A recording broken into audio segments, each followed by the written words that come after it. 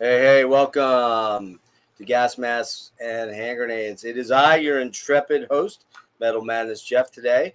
And by way of introducing my guest today, I kind of want to tell a little quick story here. So, in 2020, a good friend of mine, John from the Metalheads podcast, got in touch with me and he's like, dude, have you heard of this band, Cryptic Shift? And I'm like, nah, I've never heard of them.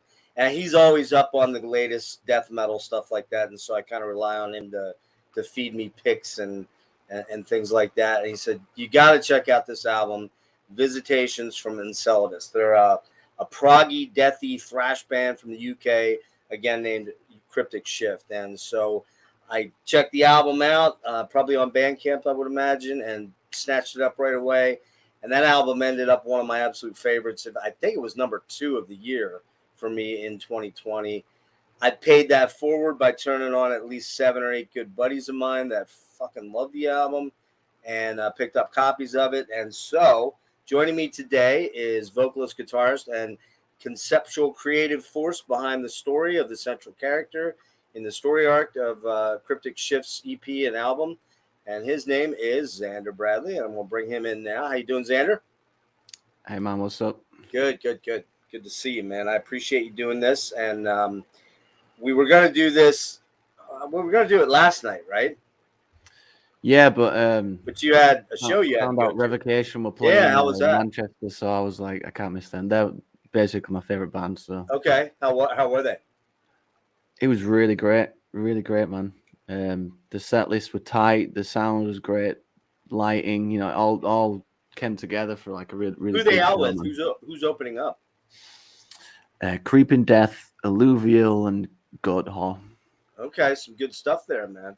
Yeah, Good it was stuff. So you had a really good night of solid, death man. metal last night. And you're probably ready to crash right now. You're like you were out all night, right? No, I'm good. I've had my rest. You're good. Cool.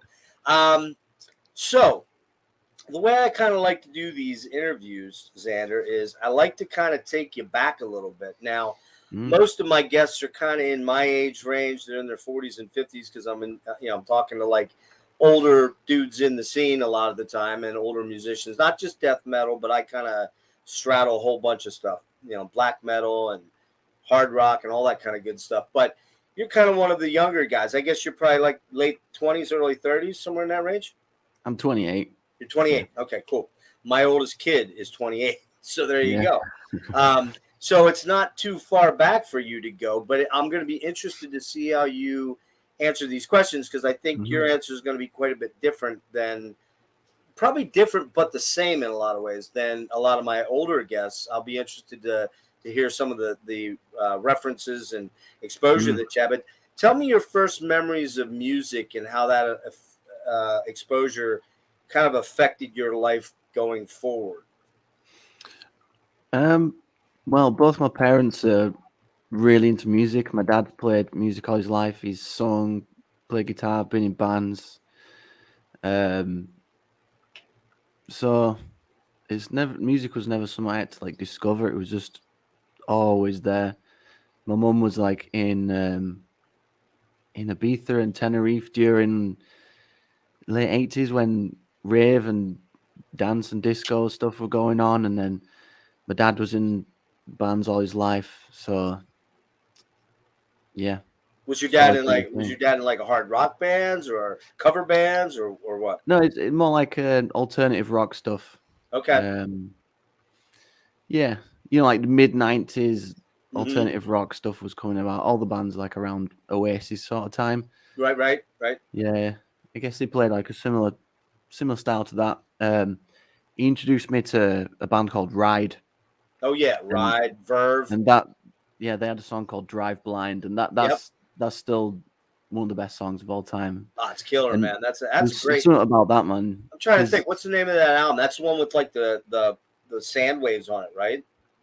The Ocean Waves. Called Nowhere. That's it. Ah, dude. Yeah.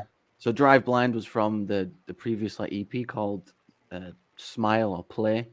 And yeah, I guess I just latched onto the guitars, how they were just screaming, and then there's that section in the middle where they do a big crescendo and there's all this absolute chaos going on, and let's just groove back into this riff that's and that's it. That's it. So your dad exposed you to a lot of music then, I'm assuming? You had a lot, there was always music playing around you? Yeah. Ride, Rage Against the Machine, even. Yeah. Cool. Where did you okay, so where did you kind of come into the heavier stuff? What like what age do you remember, like, and what were the bands that you were kind of grooving on at the in those early formative days? Um, I just remember. I remember I had like a little MP3 player, one of those like plug-in USB ones that you had to Hmm. copy over like the files. So my dad would always make me up those, and it'd just be just loads of kind of obscure alternative rock stuff. That's just so obscure. But I remember being into just music like that, and then Guitar Hero 3 comes out. Ah, I get a PlayStation 3, and Rage Against the Machine's on there. So that started a big obsession for that. That's the first band I kind of got into through mhm. through myself. And your dad has guitars laying around the house, I'm assuming, because he's a player, right? Yeah. He mostly plays acoustic guitars. Yeah. Okay. So Mm. are you sneaking the guitar every now and again, or are you going, "Hey, Dad, can I play?" Or how'd that work out? For a long time, it was just been into music, but let me think. High school. Um, there was this one guy in high school who was just a bit more like like goth looking, and he was into like obviously the like darker stuff, and he was like the only one in the school, man. And he played guitar as well. And around that time as well, I think I asked my dad to show me like some guitar chords. I must have been don't know, 11, 12, maybe Hmm. 13, maybe. Yeah, he showed me some chords. But yeah, I had this friend in high school who'd like been playing guitar himself, learning it, and he was into like Marilyn Manson and stuff. So he had like some guitar himself, like a shitty little amp in his room with distortion, and he exposed me to a lot of that stuff. And not that I ever really loved Marilyn Manson or anything, but that like opened a bit of a gateway. So yeah, it kind of gave you a little bit of an opening into the darker side of things, the heavier Yeah. side of things. Or like, was he into stuff like Fields of Nephilim or that kind of shit, or not that far back, like Sisters of Mercy stuff, or was that too far No, back? actually, that kind of stuff was from my dad as well. Actually, the Okay. Cult. Well, the Cult. Oh my God, yeah. Yeah, one of my Billy favorite bands as well, man. I'm Killer. so into them from my dad as well. Yeah. Uh, yeah, and I remember learning like Love Removal Machine. Oh yeah. I'd ask my dad to like when he goes to work, like he'd go on the computer at work, print off a sheet of tabs from the internet, Right. and then the next day he'd bring me like a sheet of paper, and then I'd try and like work out the riffs from there.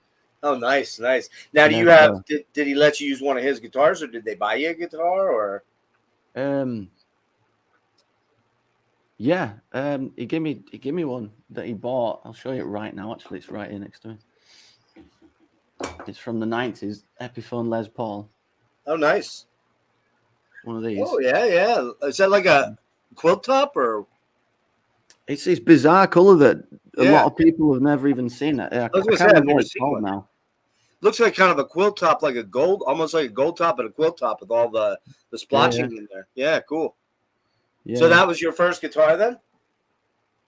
Yeah, my dad gave me this one. Yeah. Oh, sweet, man. Yeah. It's really nice. It's still the best guitar to play, I think. Just the neck feels great, the Really? action's great, yeah. Because it's super worn. Because I think my dad got it Well, we're gonna like come mid back to that. '90s and used it gigging loads, and then Yeah, we're definitely going to come back to that because I want to talk gear yeah, at the end, but I kind of have a yeah. chronology thing I like to stick by. So it sounds to me like one of the questions I always ask is, how supportive were your parents? It sounds to me like they were extremely supportive of your musical endeavors and your education, right?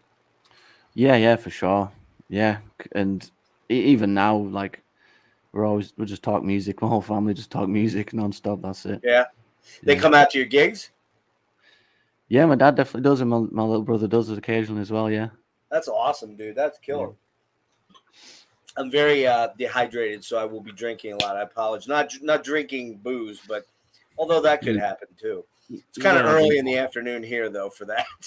so, um, so let me ask you this: did you what other instruments are you proficient at? Mainly just guitar. I mean, most guitar players can play bass or kind of mess around on the bass. Maybe not finger style, but pick style, or maybe finger style too.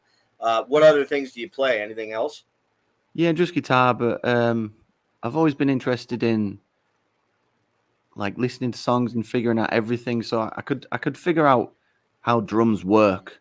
Mm-hmm. Back in high school, and I remember there was in like the music area block of the high school this room, and I'd play there sometimes with my friends, and there's a drum kit there, and I could figure out, but not that I play drums, but Right. I can understand the mechanics of like different instruments.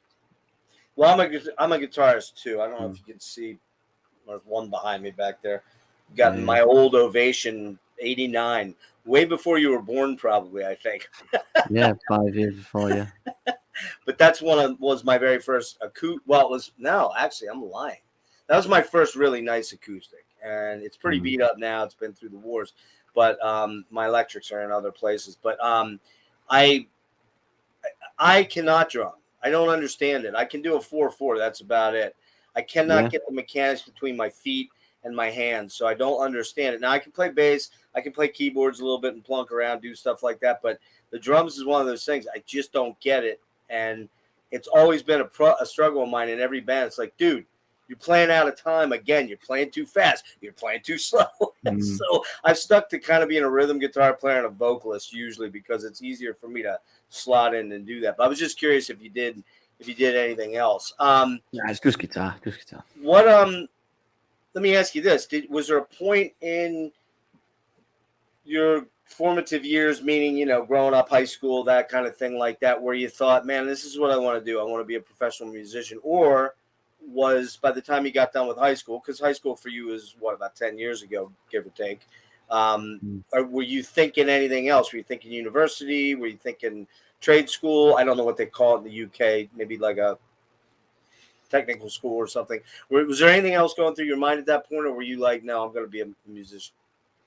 No, I was just getting on with life. I was into a lot of games and getting into music, and I just did what I liked, and well, that's still what I do.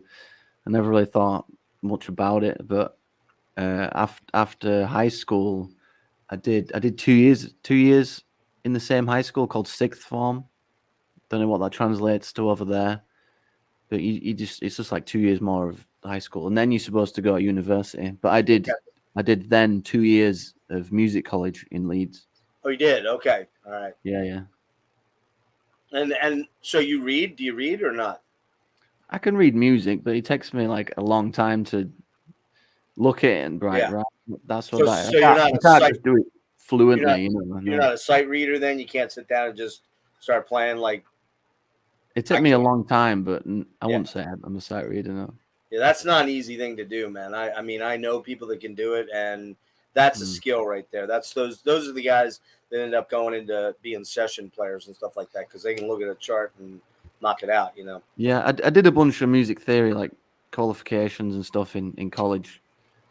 Um, and then last few years, I'm getting into like more orchestral stuff and like working out orchestral scores, like from like the sheet book, like putting it Okay. into Guitar Pro and working out like guitar versions of it. So recently, in recent years, I've been able to work out like staves and notation much quicker there.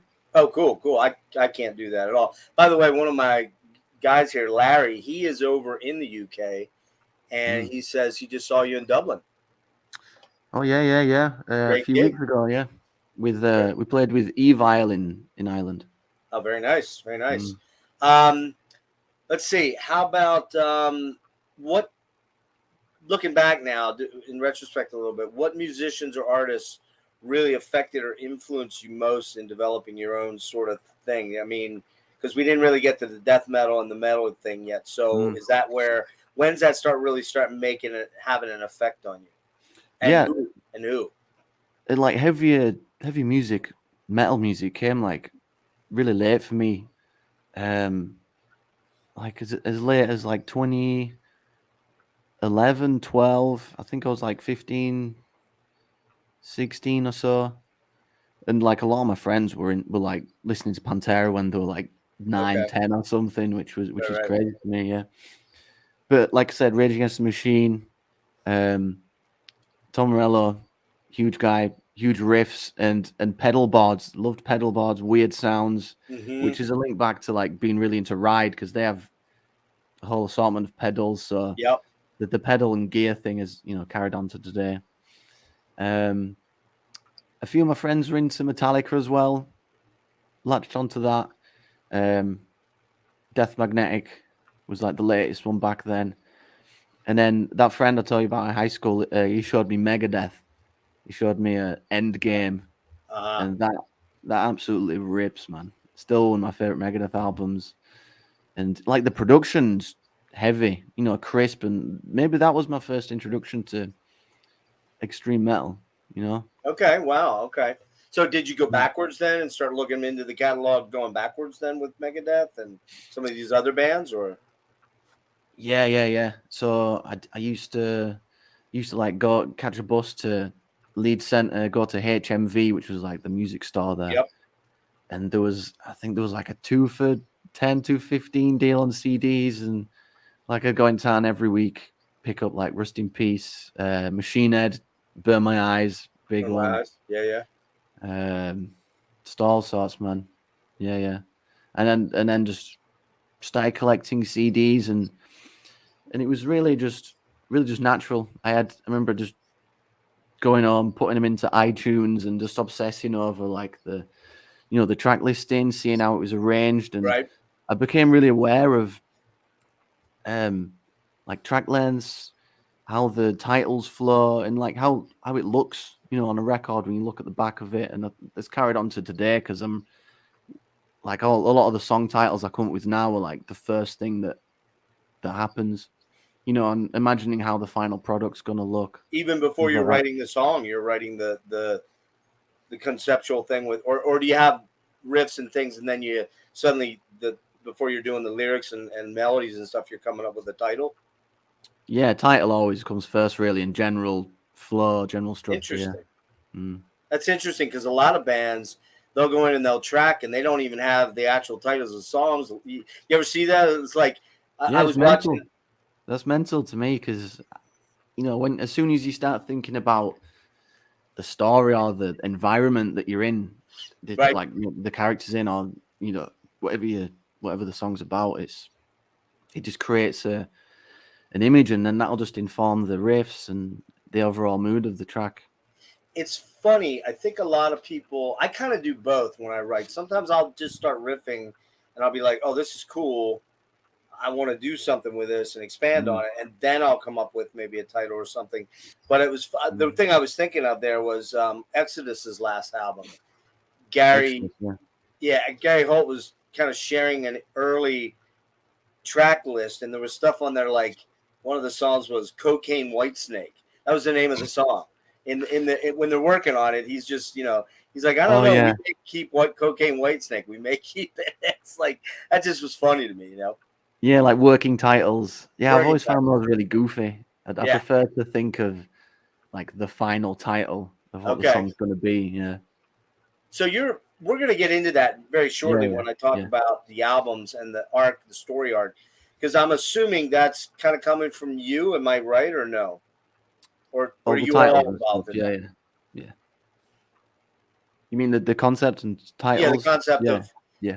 is that pretty much from you? Okay, we'll get to that in a minute. I'll Yeah. wrap up the formative stuff here, and then we'll get to that because I really want to Mhm. dig down deep into that. Yeah, man. So what about your first album? What was the first album you bought with your own money? Do you remember? Yeah. Leeds Market, Master of Puppets. Master of Puppets. Just some And old, like really beat up CD. That yeah. has it's not like a clear jewel case. It's like black plastic, that Oh, matte really? kind of black plastic. Just Okay. completely beaten up. Yeah, I remember getting that as my first thing I bought myself. Do you still have it? Yeah, yeah. Oh Yeah. yeah. Awesome, man. How about your first concert? Your first live show? Motorhead. 2010. Damn. Loud. I don't like you, man, because I have never seen Motorhead, and I will never see Oh, Motorhead now. You got me beat, man. dude. That's killer. That's I think I awesome. saw him about 4 times because they were always at like festivals that I went to. Oh, I that's saw him. great. I saw him a couple of times in Leeds. Yeah, Yeah, I have yeah, heard. they were so good. I have heard that Motorhead is generally the loudest show that most people have gone to. The loudest show for me was the Melvins. Familiar with the I Melvins? can imagine. Yeah. Holy shit, man! I mean, I don't usually wear earplugs, which I don't recommend to anyone because that's how you end up with tinnitus, like I have. Yeah.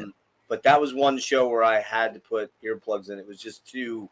It was too overwhelming. It was almost like painful how hard everything was coming at me. Yeah, that kind of stuff is just offensive. Now I It's will like tell you. Now you can be jealous of me from it because I'm jealous of you, but you can be jealous of me.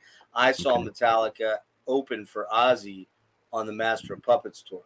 Yeah, yeah.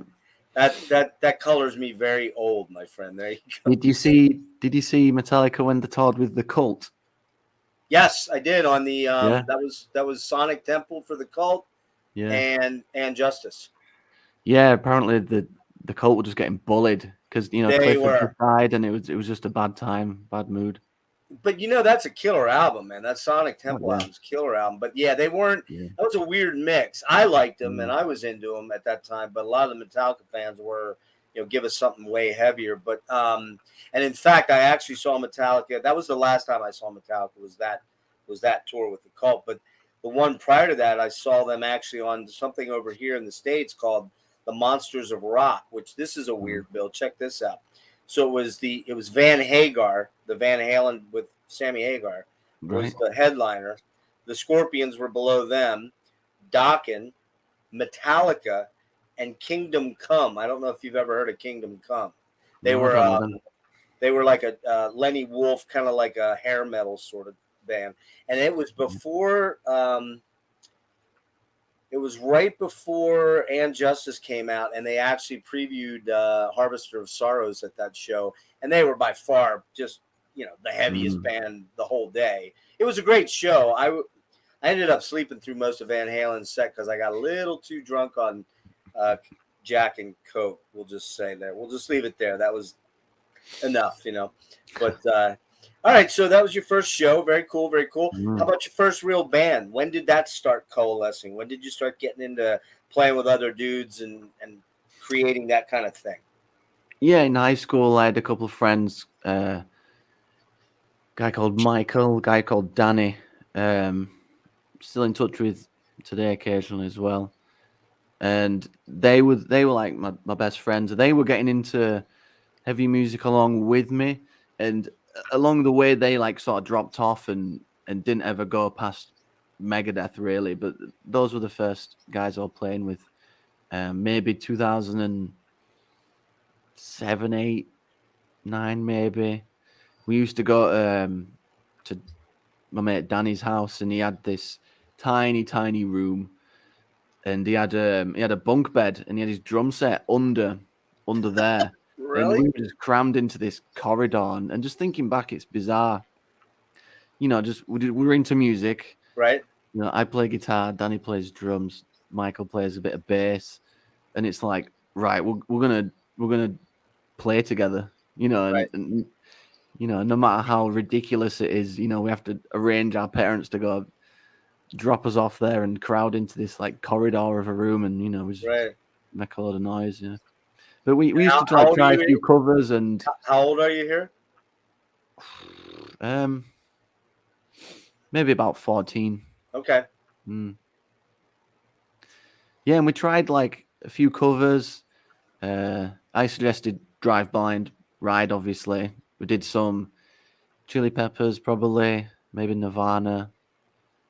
I think we'd tried a couple of like originals as well, but we had no idea what we were doing. We didn't know what an original song was. We didn't know what. No, we didn't know anything. But I think we just put together a few like licks and jammed them in for a couple of minutes, and was like, "All right, that's a song, right?" That's an. Okay, hold on. Okay, you just blinked out just a little bit there. Sorry. So that's you. I lost you just for a sec there. So you're doing these little 4 or 5 minute jams where you're hashing it out, and that's kind of like the beginning of your writing career, right? Yeah, and we used to. There was like an end of year assembly for high school, and like there'd be like girls like singing nice pop songs, Yeah. and then we'd get up and just make all this mental noise. Yeah, there's a weird memory of that because I barely remember it, but I'd love to see footage of it. It'd be hilarious. I bet you'd be like pretty cringed out, right? Or else maybe you'd be like, "Oh, this is so cool! Look at all the people looking at us like we're fucking weirdos," right? Yeah. Yeah, It was just the beginning. the beginnings. Now, let me ask you this: were you because you have super long hair, and did you start growing your hair? Yeah, I know, dude. That's crazy. Mine's right now. It's blowing in my. Just so you know, I have a fan blowing because I have an autonomic issue, like a dysautonomia issue. So I get really warm when I'm upright, so I have to have a little bit of air blowing. It's a weird thing, and plus it's like 75 degrees or it's almost 80 degrees in my room. But I'm not trying to do this to look pretty and look like Fabio or something like that. No, you're doing the Steve Tucker on stage kind of vibe. Yeah, that's it. Yeah. So when did you start growing your hair long? Was that in high school or before then, or? Yeah, when I started high school, like year 7, I was like buzz cut. And then maybe 2 or 3 years later into that, year 9, how old would I have been? Maybe like 13. Started growing it then. Yeah. And you've had it long ever since? Yeah. It's I really like it long because for years and years I had to be a professional and I had to keep it short. In the corporate world, it just just wasn't going to work if I walked in with hair all over the place. And, even though I worked in manufacturing, it's just how it was. So I guess about 2018 is when I was like, yeah, I'm going to do my own thing and I'm just going to grow my hair long. I just want to have it long, back like when I was a teenager, right? And the only problem is I find all the time, like I'm eating and I'll be like, oh, nice. Jeez. I can only imagine with you, it's like they're probably getting the hairs out takes like half an hour. It can be, yeah. I think there's periods like you'll get to a certain length and it feels cool, and then you'll like 1 inch more and it'll be like a super annoying length where it's just getting in the way. But you just wait it out and it gets to another level where it's cool and then it just repeats. Very cool. So what was your first real band then? What is Cryptic Shift your first real band, or was it something else? Yeah, I'd say it is, but like through high school, well, no, actually, I'm lying. In high school we had a couple of bands like with these same 2 people, Danny and Mikey, that I was playing with, and we called our first band For Sale. For the number? No, just For Sale. Oh, For Sale. Okay, gotcha. We thought we were like really funny or something.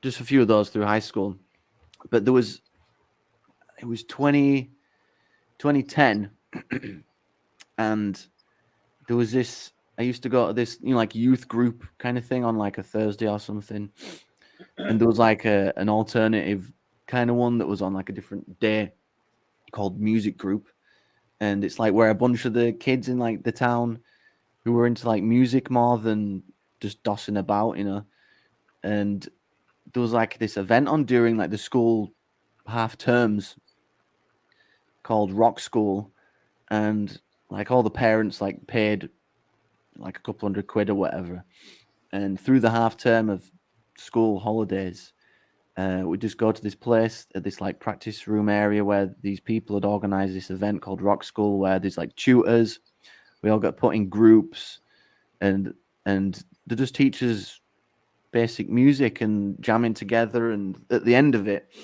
we'd done like a couple of covers, we wrote original, recorded it, and then done like a live gig, like a proper like cool thing for like a really young kids to do. But that was like a really big eye opener for me, actually. Just how stuff works. I remember we were all in this like circle and we were like going in turns doing solos, like at like a pentatonic scale.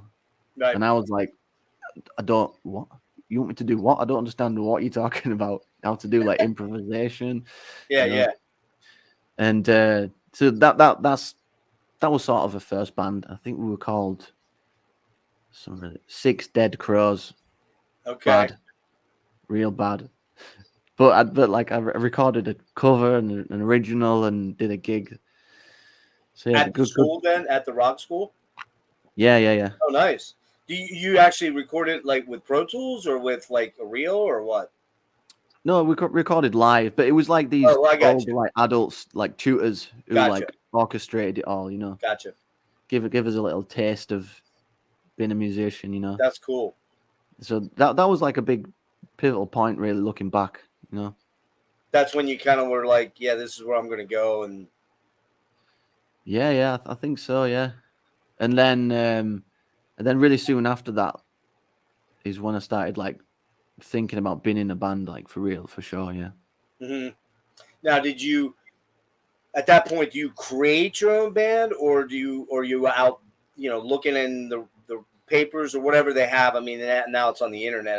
I keep thinking back to my days, but where you had to get the music mags to find out who was looking for a drummer, or did Yeah. you? How'd that work out? That like, I guess what I'm getting at is, um,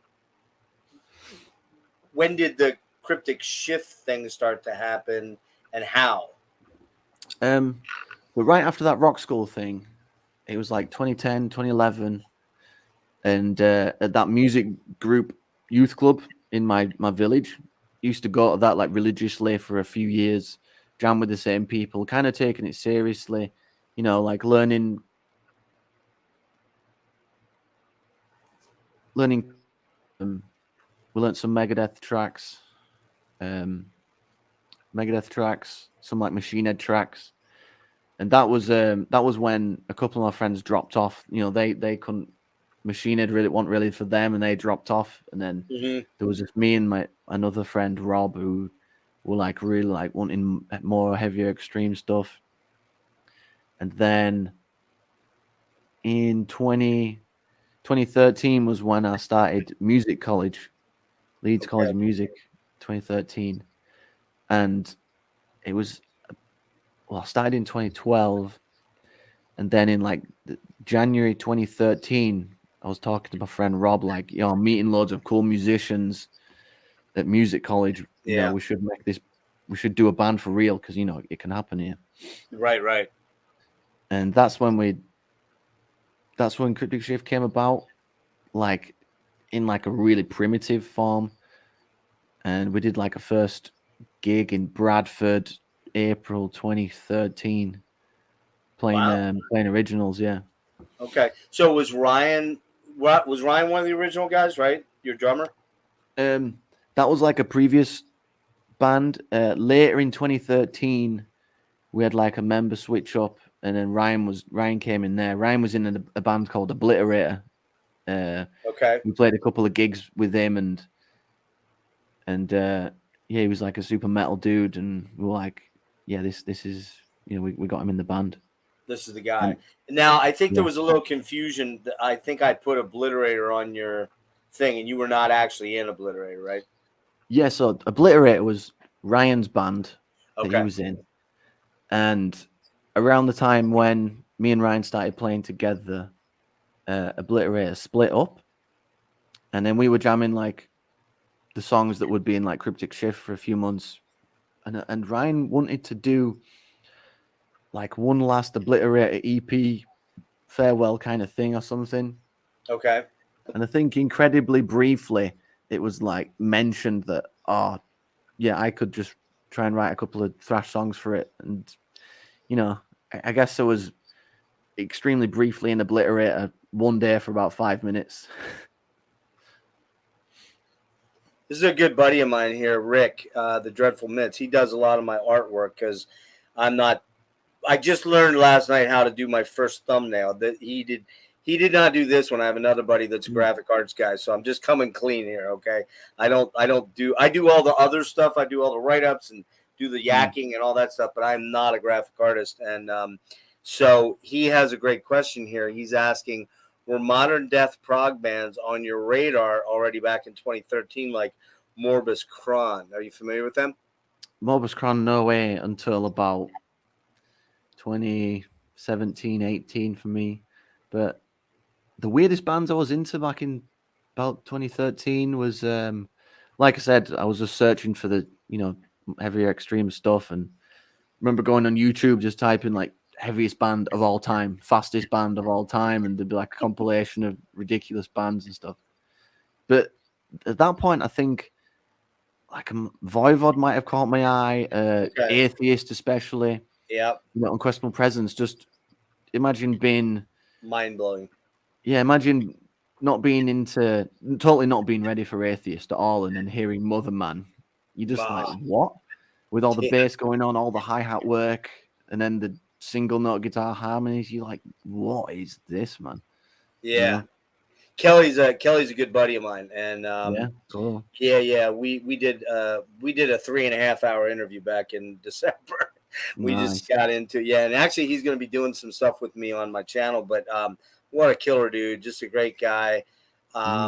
Lots of stuff coming up with them. There's some really interesting things very interesting things to keep your eyes peeled for those guys. What about like Cynic and Death and Gorguts and things like that? Were you aware of those bands yet, or are they still to come for you? Yeah, I think they were in the same kind of vibe. Must have come across Focus, just trawling through YouTube, and just totally being bewildered by Veil of Maya. The first like minute, just being like, "What is this insanity?" Exactly. And then Death and Gorguts. First heard Death. Someone sent a Oh, have I lost connection? I'm here. Good. Yep. Someone sent me Sound of Perseverance, and I put on that. So I had the final album. You started at the last album. Yeah, and I put on Scavenger of Human Sorrow and was like, the drum fill is incredible, and then that lead guitar line just rips through, and then you have that riff that's like syncopated. It's like 7 and drops to 4 or whatever, and I was just like, I'm hooked. This is it. What's your favorite Death album, out of curiosity? Is that it? Yeah, Perseverance, definitely. Okay. Usually you know how it is. A lot of the time where you come in on a band is kind of where you centralize. You usually go forward, and then if you came in the middle, you go back. My favorite band of all time, bar none, everybody knows it. It's Rush. I'm a Rush fanatic, and I came in Hemispheres, 1978. So I went backwards and then went forwards, and my sweet spot is between Fly By Night and probably Grace Under Pressure. I like all Rush. There's a few towards the end that are and they ended on a great note, but that's where I always, it's like, what's your favorite Rush album, Jeff? Well, it's Hemispheres. It's the first one I had. Yeah. And that's now for me, for Death, Human is probably my favorite album. There's just something about that album with Paul and Sean and just so damn good, so incredible. Man. Yeah, I was getting into Human in 2013, I think. Okay. And those drum and bass tracks as well. I spun them a lot. So Insane. So what were you playing as you were creating Cryptic Shift, and you guys are kind of coalescing here at music school? Are you doing other bands too? Do you have other bands? Because you are in some other bands, which, okay, you're not. Okay. Can you kind of clear up your timeline as far as, and I'm just going to come clean. The guy that did the thumbnail for me, I said, hey, here's Xander's name, and he's in this band and in this band. But he went on to Metal Archives and pulled some of that stuff. So that's where Obliterate of course, yeah. And things are a little off there. So what are you in? Right, you're in Slimelord, right? Yeah. So Cryptic Shift, 2014, I'd say, formed for real. Right. Slimelord since 2019, and then I was in Defacement for 1 year, 2019 to 20. Okay. And then I'm in LVDS as well since 2017. Okay. All right. Yeah, that's it. Cool. Now those other bands, with the exception of Slimelord, does Defacement have anything out at all? Just demos? Yeah, Defacement put out an album in early 2019. I Okay. really dug it. Started talking with Khalil, the guy on Instagram, and got along. And he was like, "Do you want to join Defacement?" I was like, "Fuck yeah, sounds great." And then they were writing for the next album. I wrote a couple of tracks. Well, a bunch of tracks, pretty much whole album's worth, sort of thing. Went over to Netherlands, played a show with them. It was cool. And then in 2020, they said that, I'm not in the band anymore. So cool, whatever. Okay. Yeah. Just because of distance things or what? I don't know, man. I don't know. Oh.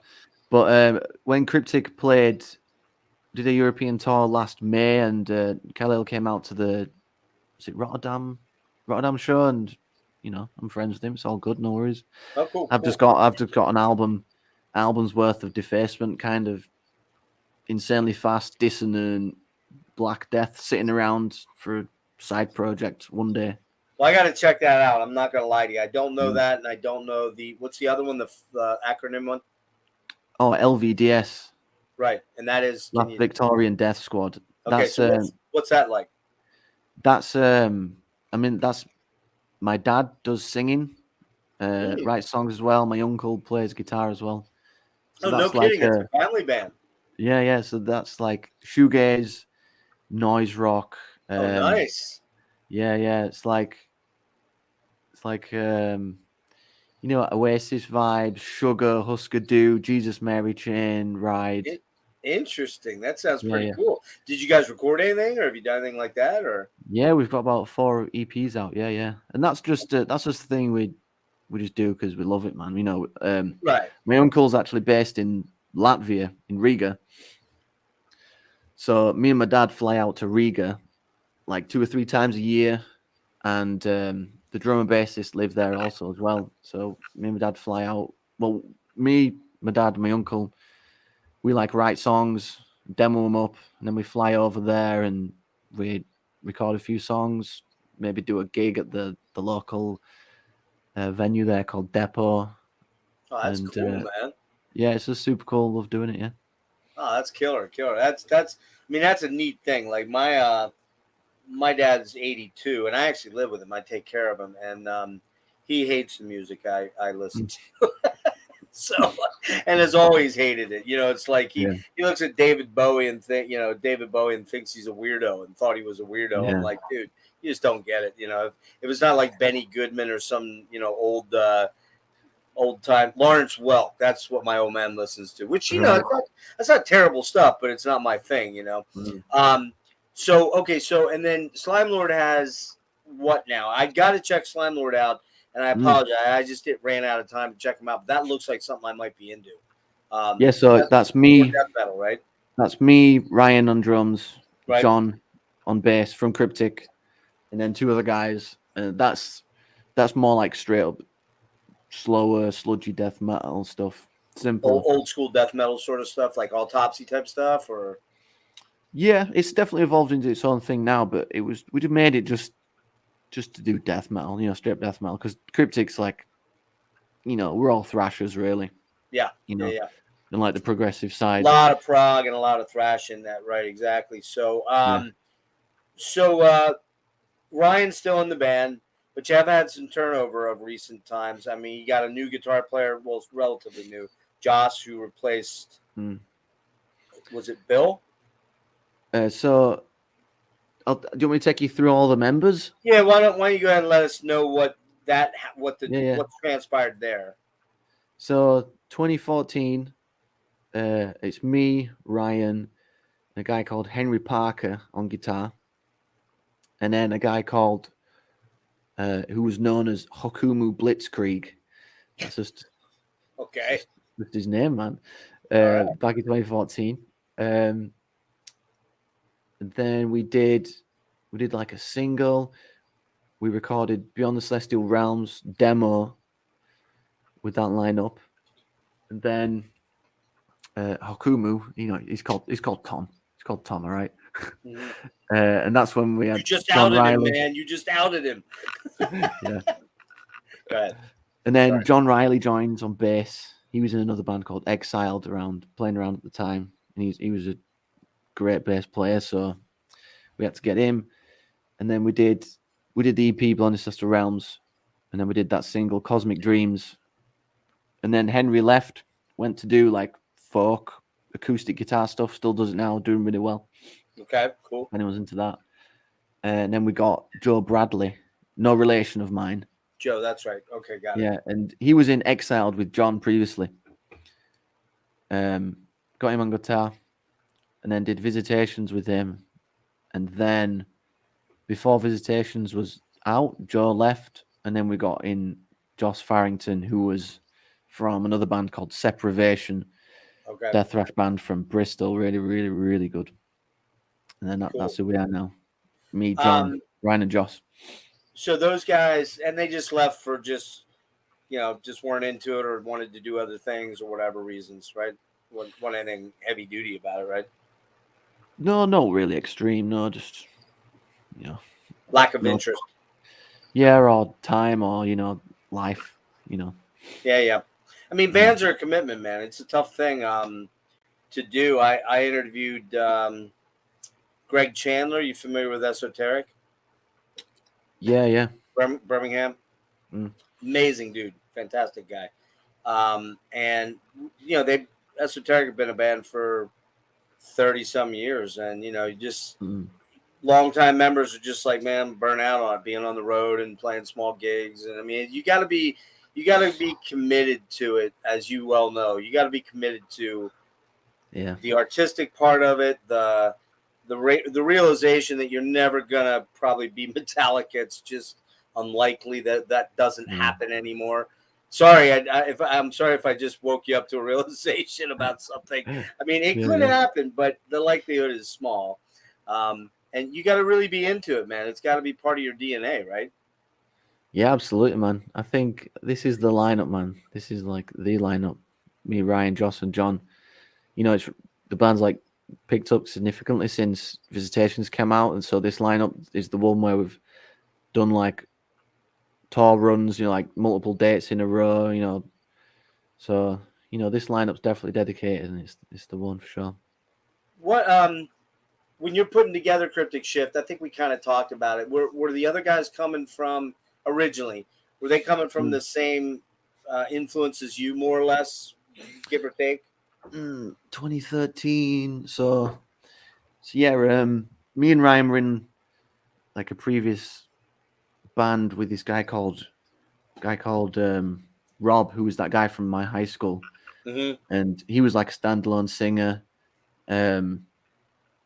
It turned out to be not so good for us, so he left, and that's when I started doing vocals myself. Right. So then it was just me, Ryan, and then Hokumu Blitzkrieg on bass. He was like a super thrasher, like speed metal guy. Ryan was really into thrash metal, Evil, Sodom, Slayer, Destruction, all the I mean, I was into all that as well. Right. Ryan was really into Mastodon. I was huge into Mastodon back then as well. And then Henry, who joined 2020, yeah, he was like the second guitarist, Cryptic. He was into I don't know, actually, just a lot of like general metal stuff, all like hardcore stuff. Ryan was really into hardcore. Oh wow. Yeah, and there's like an enormous hardcore scene in Leeds, like enormous. Really? That's interesting. Yeah, it's mental. So Henry was really into that as well. So you guys do the old chapel demos. I tried to find them out there. You can't find them. At least I couldn't find them. I'm an old man, so I probably was looking in the wrong places. But YouTube, Spotify, I couldn't find them. What's that material like? If you had to explain it, is it formative Cryptic Shift, or is it more thrash, straight up thrash, or is it more death metal? It's definitely formative. That's the stuff that we did with the previous guy on vocals, who was the standalone guy, and it was just me. So it was way more like pretty groove metal stuff, but it was with a lot of thrash metal in mind, and especially like weirder stuff like Atheist. So I guess it's a pretty like wonky amalgamation of stuff. If you can if you can locate it. But it was definitely like a previous. I wouldn't call it the same band at all. Okay, all right. Yeah, And but yeah, it's pretty thrashy. It's pretty groovy. It's got like really wonky kind of bass on, is he but singing? really primitive and Is he singing clean amateurish. in it, or is he singing clean, or is he singing more crusty, or thrashy, or what? Yeah, it's more like shouty kind of stuff. Okay. That singer Rob, he wasn't really into thrash metal. We were all getting into it. So when we had all these thrash riffs, he couldn't yeah. really pick up the rhythm of singing like that a Okay. lot. Yeah. All right. Yeah. Yeah. So, yeah, and you guys did that. Did you do that on like 4 tracks or 8 tracks, or did you actually do it on computer? We did it. There was this studio called Old Chapel Rehearsal Studios, and there was like recording like booth at the place. So we did it there. And I think it just came out like online through like Reverb Nation or something, through Facebook kind of thing. It wasn't like an official release thing. I think me and Ryan made like 2 tapes of it, just for a laugh. You still have those? You still have them?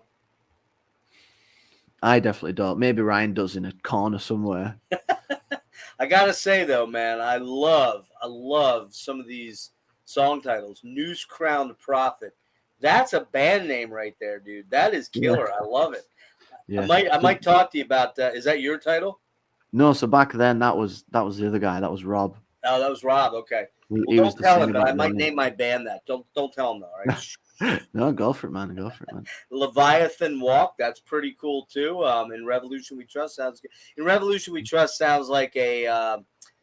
I got to be honest with you. That sounds a bit like a Machine Head song, though. That the title screams Machine Head. Or Pantera, yeah. Or Pantera, or even Rage Against the Machine, something like that. So you do the 15 demo Beyond the Celestial. That's 2 tracks, Voyage Through Dimensions and Spore, and then you put out a single in 2015, Dust Bowl, with a Sepultura cover. Yeah. So when that guy Rob left the picture, me, Ryan, and Tom Akumu were like, right. It was like a bit of an awakening. We were really into a lot of thrash metal stuff, like Beneath the Remains. Like a bit more serious music, and we were like, right, let's take like a step back, take it a bit more seriously and like really go for it. And we got Henry Parker on guitar, and then the first thing we did was that Dust Bowl single, which equally is disappeared from the internet as well. That's a hard one to find. There was a couple of like CDRs in like a plastic slipcase. Right. That's what we did them in. I think it should be noted real quick that most of this material, up until you get to Beyond the Celestial Realms, you can't really find in hard copy form until you go beyond that point. It was all digital stuff, right? Yeah.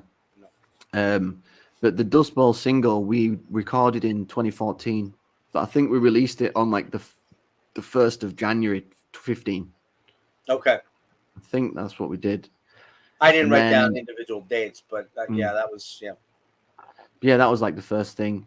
That was like a groovy thrashy track. It had some like Atheist riffs. It had some kind of Nuclear Assault thrash riffs in. Yeah, it's good. Good stuff. Yeah. And then I was getting into Revocation at the same point as well. So I was hearing a lot of interesting chords and like like making blue stuff sound interesting. So that started creeping in. And then a couple months into 2015 is when we did the Beyond the Celestial demo. Because I had been writing these songs for maybe about up to a year. I had Voyage Through Dimensions, Death Crusher, Spore. I was writing them throughout the whole of 2013. So when it came about, like the second guitarist, the series lineup, 2015, that's when we demoed them, and then throughout that year is when we recorded the EP itself. And I just told you that one kind of escaped me, and I listened to that last night and today. Man, dude, there are some killer tracks there. Sport. What's really cool about you guys is you do these crazy revocation. They're there. You definitely hear, no offense, but I think you're accepting of this, that you definitely hear your influences. You hear the revocation, you hear the Atheist, you hear the Gorguts a little bit. Not so much Gorguts, maybe like Erosion of Sanity Gorguts a little bit. There's a little bit of that in there. Which is like 2013, 14, I was definitely into Erosion. Yeah. And I mean, you hear that crazy chordal stuff that you like to do, which is, I love it too. As a guitarist, I always try to figure out how to make the weirdest chords that I can't play. That's the goal is make something so weird that you can't play it, and then figure out how to play it, right? Yeah. Yeah, definitely. That's how you progress, I think. Yeah. Exactly. So, but yeah, man. But the thing that I also hear then is there's a lot of really killer melody in there that you lock into something like on Spore, where you do the really killer thrashy bits in the beginning, the thrashy death stuff, and then the middle of the track you're going into something real clean and a really cool crystal clean, almost progressive King Crimson-y type thing, and then you get into a groovy sort of thing. And I don't mean groove metal, I mean more like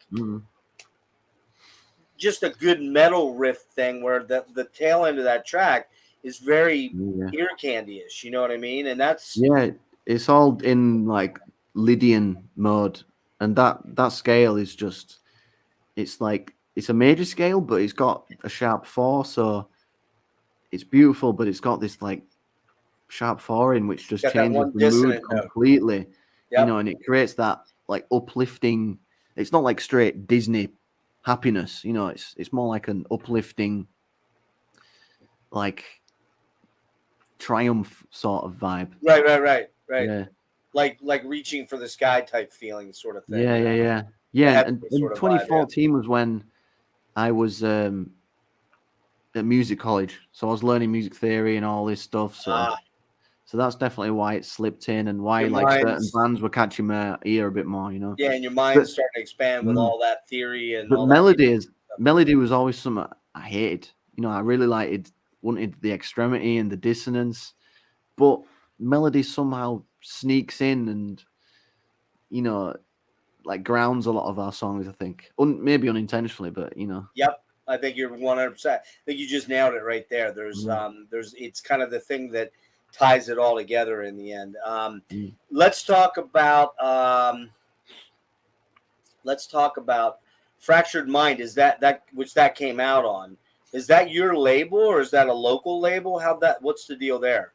Yeah, that was mainly Ryan's, but me and Ryan sort of put that together. Ryan put out like four releases or so on like tape or CD. Okay. And yeah, that's just ourselves. Yeah. That's what I thought. I had a feeling, because it said it was Leeds based. I'm like, that's got to be their own imprint, you know. Yeah. But how does Blood Harvest find out about you guys? Are you shopping stuff, or did they pick up on that Beyond the Celestial Realms, or how did they come into the picture next? No, that's years later. We first was talking with Blood Harvest in early 2020, because Visitations was already recorded. So we pitched it to Blood Harvest, and at the start of 2020, and then that was it.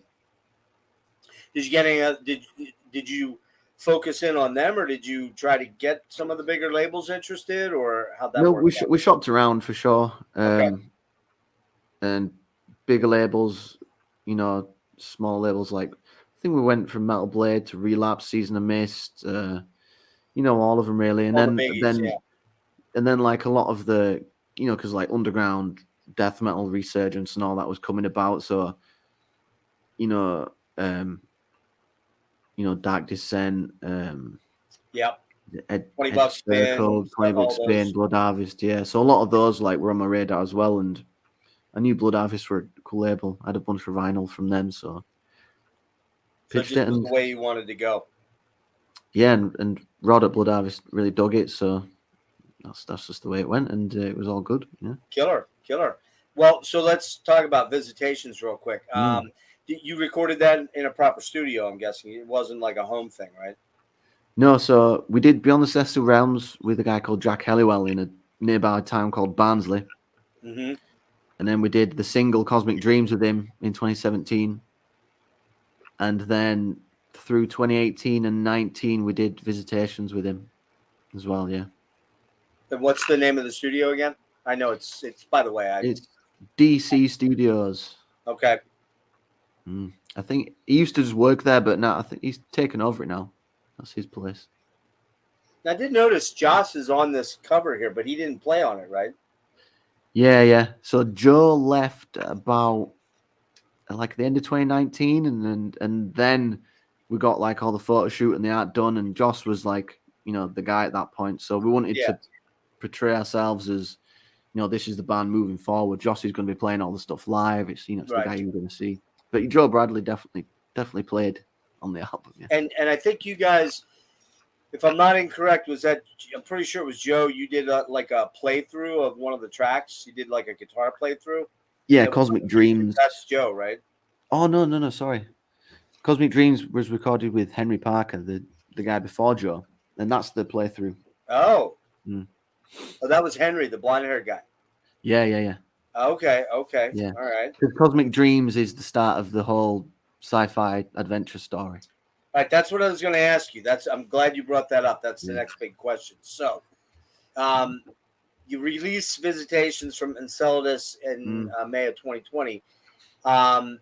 My take on the story arc, and I know it's kind of, I'm going to be honest with you, the older I get, the less I read, which is terrible. It's just my ADHD mind can't like focus like it used to when I was younger. Yeah, so like the opposite, isn't it? What's that? I think most people read more as they get older, right? No, they should, but I don't. Yeah. I'm actually lazier at it. But my kind of take on it from listening to you a little bit is that, the protagonist in this story he's dabbling in astral projection. I don't know if he dies or he resurrects, or I think he dies and resurrects, it seems, or something of that thing. He's kind of reborn and traveling to distant universes and planets, and there's a war going on with old guys and unseen forces. All right, man, I need you to give our viewers the basic story arc of Enceladus. And you said it started with Cosmic Dreams. Yeah. See, so it doesn't go back into some of the EP material then? No. Cosmic Dreams is the beginning. Beyond the Celestial Realms, all that material was definitely me dabbling in thinking up cool ideas and adventures for stories. Each track has like a different vibe, but it was definitely like the foundations upon which I was then able to, create Visitations from. Okay. But what you just described story-wise is pretty much what happens in Cosmic Dreams. Okay. So, yeah, there's a guy, planet Earth, dabbling in astral projection. And when you astral project, you're supposed to have like an umbilical cord kind of thing attached to you that like loops back to your physical self. Mm-hmm. So this guy's every night, he's going up, astral projecting further and further and further and further. And then eventually the link with his physical body is like severed because he gets like so far into like deep dimensions and stuff. And yeah, he falls like through through all the circles of like hell, Hades and kind of stuff. And then he emerges at the end of time itself, where there's this enormous battle going on between this like one like human-like entity and like this ginormous ancient one kind of thing, kind of like the Ogru Haddad from the Hellboy series. Okay. Big like cosmic giants kind of thing, and they're battling away at the end of time. Creation universe itself is just collapsing in on itself. It's all going wrong. And this character, who's astral projected, is like witnessing all of this. And then as space-time itself ends, there's all these overlapping waves and portals, going mental. And then I like to call them time wounds. There's like a rip in time. Okay. And one of these like goes through our character, splits them in two, and then sends them like way back in time. And then Visitations opens up I said it splits into two people, and Visitations is only one of the characters. Okay. So it's the same person from Cosmic Dreams, but like one split. So Visitations opens up, this character awakens, and because of the event that happened to him, they have all these Jedi-like transcendental powers. But the character in Visitations does not remember any event from Cosmic Dreams, which is why he's called the Amnesiac. Ah, okay. You know? Nice. Now, what is Yeah. that? What did you just show us there? So we did a little action figure. No shit. Yeah. Hang on, I'm going to blow you up a minute. Just hold still. Yeah. All right, we got to see that. Look at that thing. That is wicked, dude. Yeah. All right, who did that? A UK-based toy maker or? Yeah. Some guy Okay. called Delicious Again Peter. And can you get those? Can you get those on your website, or where can you get those? You could. We did like a limited sold out. run, about 30 of them. They all They're just sold went out. in like one day. I bet. Yeah. Yeah. By the guy- way, I wanted to show one thing before I'm going to do something real quick. Are you cool on time? We're at about 1 hour. We'll probably end up around 2. Is that cool? That's all good, man. Let's keep Awesome, going. man. Let me do this for you real quick. I just wanted to set this up because I do not own the. Is it this one? Nope. There we go. There it is. So we're going to share this. There is Beyond the Celestial Realms there. That's the artwork for it.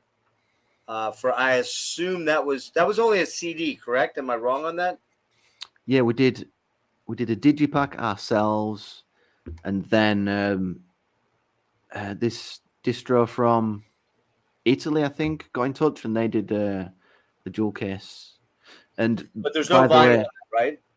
And no vinyl, no, just the CD. Okay. And I will say though, this year, this Beyond the Celestial Realms is going to be coming out remastered, remixed, bonus tracks, demos, new artwork, everything on vinyl. Yeah. On Metal Blade or on? That's something we sorted out with Blood Harvest. Okay. Before the Metal Blade stuff. Okay. So, cool. Hopefully that'll come out this year. Yeah. They're going to be limited, I'm assuming. I think it's going to be like a full release. It'll be pretty available. Yeah. Okay. Cool. While we're at it here, let's go ahead and throw in. I'm going to try this. I'm not a pro at this, so hold on. Yep. There is the. Oh, shucks. Hang on. I'm very bad at this, so bear with me. I'm still learning the screen sharing function on this, which makes me look like an old man. You know more than me. What's that? You know more than me. I don't think so. So here we have the, and this was Blood Harvest too. This was was this a limited edition of like 400 or something of the picture disc?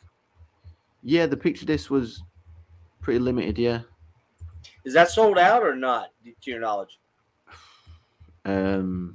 Probably sold out. Yeah, there's going to be some new editions coming out this year. There's going to be like because all of the vinyl were like a gatefold. Right. There's going to be just a single slipcase vinyl coming out and another gatefold variant, I think. Yeah, I really screwed up on this, dude. I missed out on this. I'm kind of pissed at that. Yeah, and yeah. There's the double CD edition with the plasma, pleasure of plasma. Can you explain what that is, real quick? Yeah. So, you know, Morbid Angel. Sure. Formulas Fatal to the Flesh. Around then, Trey put out Love of Lava. Ah. And it's all like isolated guitar solo takes just on their own. I don't think I ever heard that. We did a bit of a homage to that. So Pleasure of Plasma is our version of Love of Lava. And it's all the isolated guitar solos from Visitations. Oh, nice, man. Nice. I didn't. Yeah, is that one sold out? I don't think that one is. No, you can still get that double disc one, I think. Yeah, I might have to grab that one. Yeah, but in the new vinyl editions that are going to come out, there's going to be like a little card slipcase CD that comes with Pleasure of Plasma. Oh, it comes with it then? As its own artwork and stuff. Yeah. Oh, cool. Well, I'll probably grab that because then I'll probably grab one of those editions of that when it comes out. Yeah, well, all right, cool. I can. I'll send you one of those out, the double discs, man. Oh, cool, cool. That'd be fantastic, man. So we kind of got to the end of more or less the end of the story, but it's really not the end of the story because there's a lot more story to go as far as I am aware, right? Yeah. So what I just described was basically what you described. That's Cosmic Dreams. That's like that sets up the story. You know, the character gets split into two. So the next album is going to be the other split character. Okay. And like Visitations and the next album are going to go like side by side. Companion pieces. Yeah. Because there's these two characters which come from Cosmic Dreams, the same character. All right. So here's the big question. What's going on? And can you give me a little bit, just a little bit? On the new album? Yeah. Story-wise, there's gonna be the character's gonna be in the same area, some of the same locations as the Amnesiac was in Visitations. So you might hear some of the same motifs and themes from Visitations cropping up in the album because you know, like the interlink and cross paths a few times. Sure. And what can you tell me about the new album? Is it done? Have you working on it, or you can't tell me much, can you? We're working on it. Working on it? It's gonna be good, man. It's gonna be really cool. Can't wait. Are you? Is this coming out on Metal Blade exclusively, or is it gonna be Blood Harvest for Europe and Metal Blade in the States, or what's the deal there? No, it's just Metal Blade. Oh, it's Metal Blade worldwide, yeah. Man, so I gotta ask.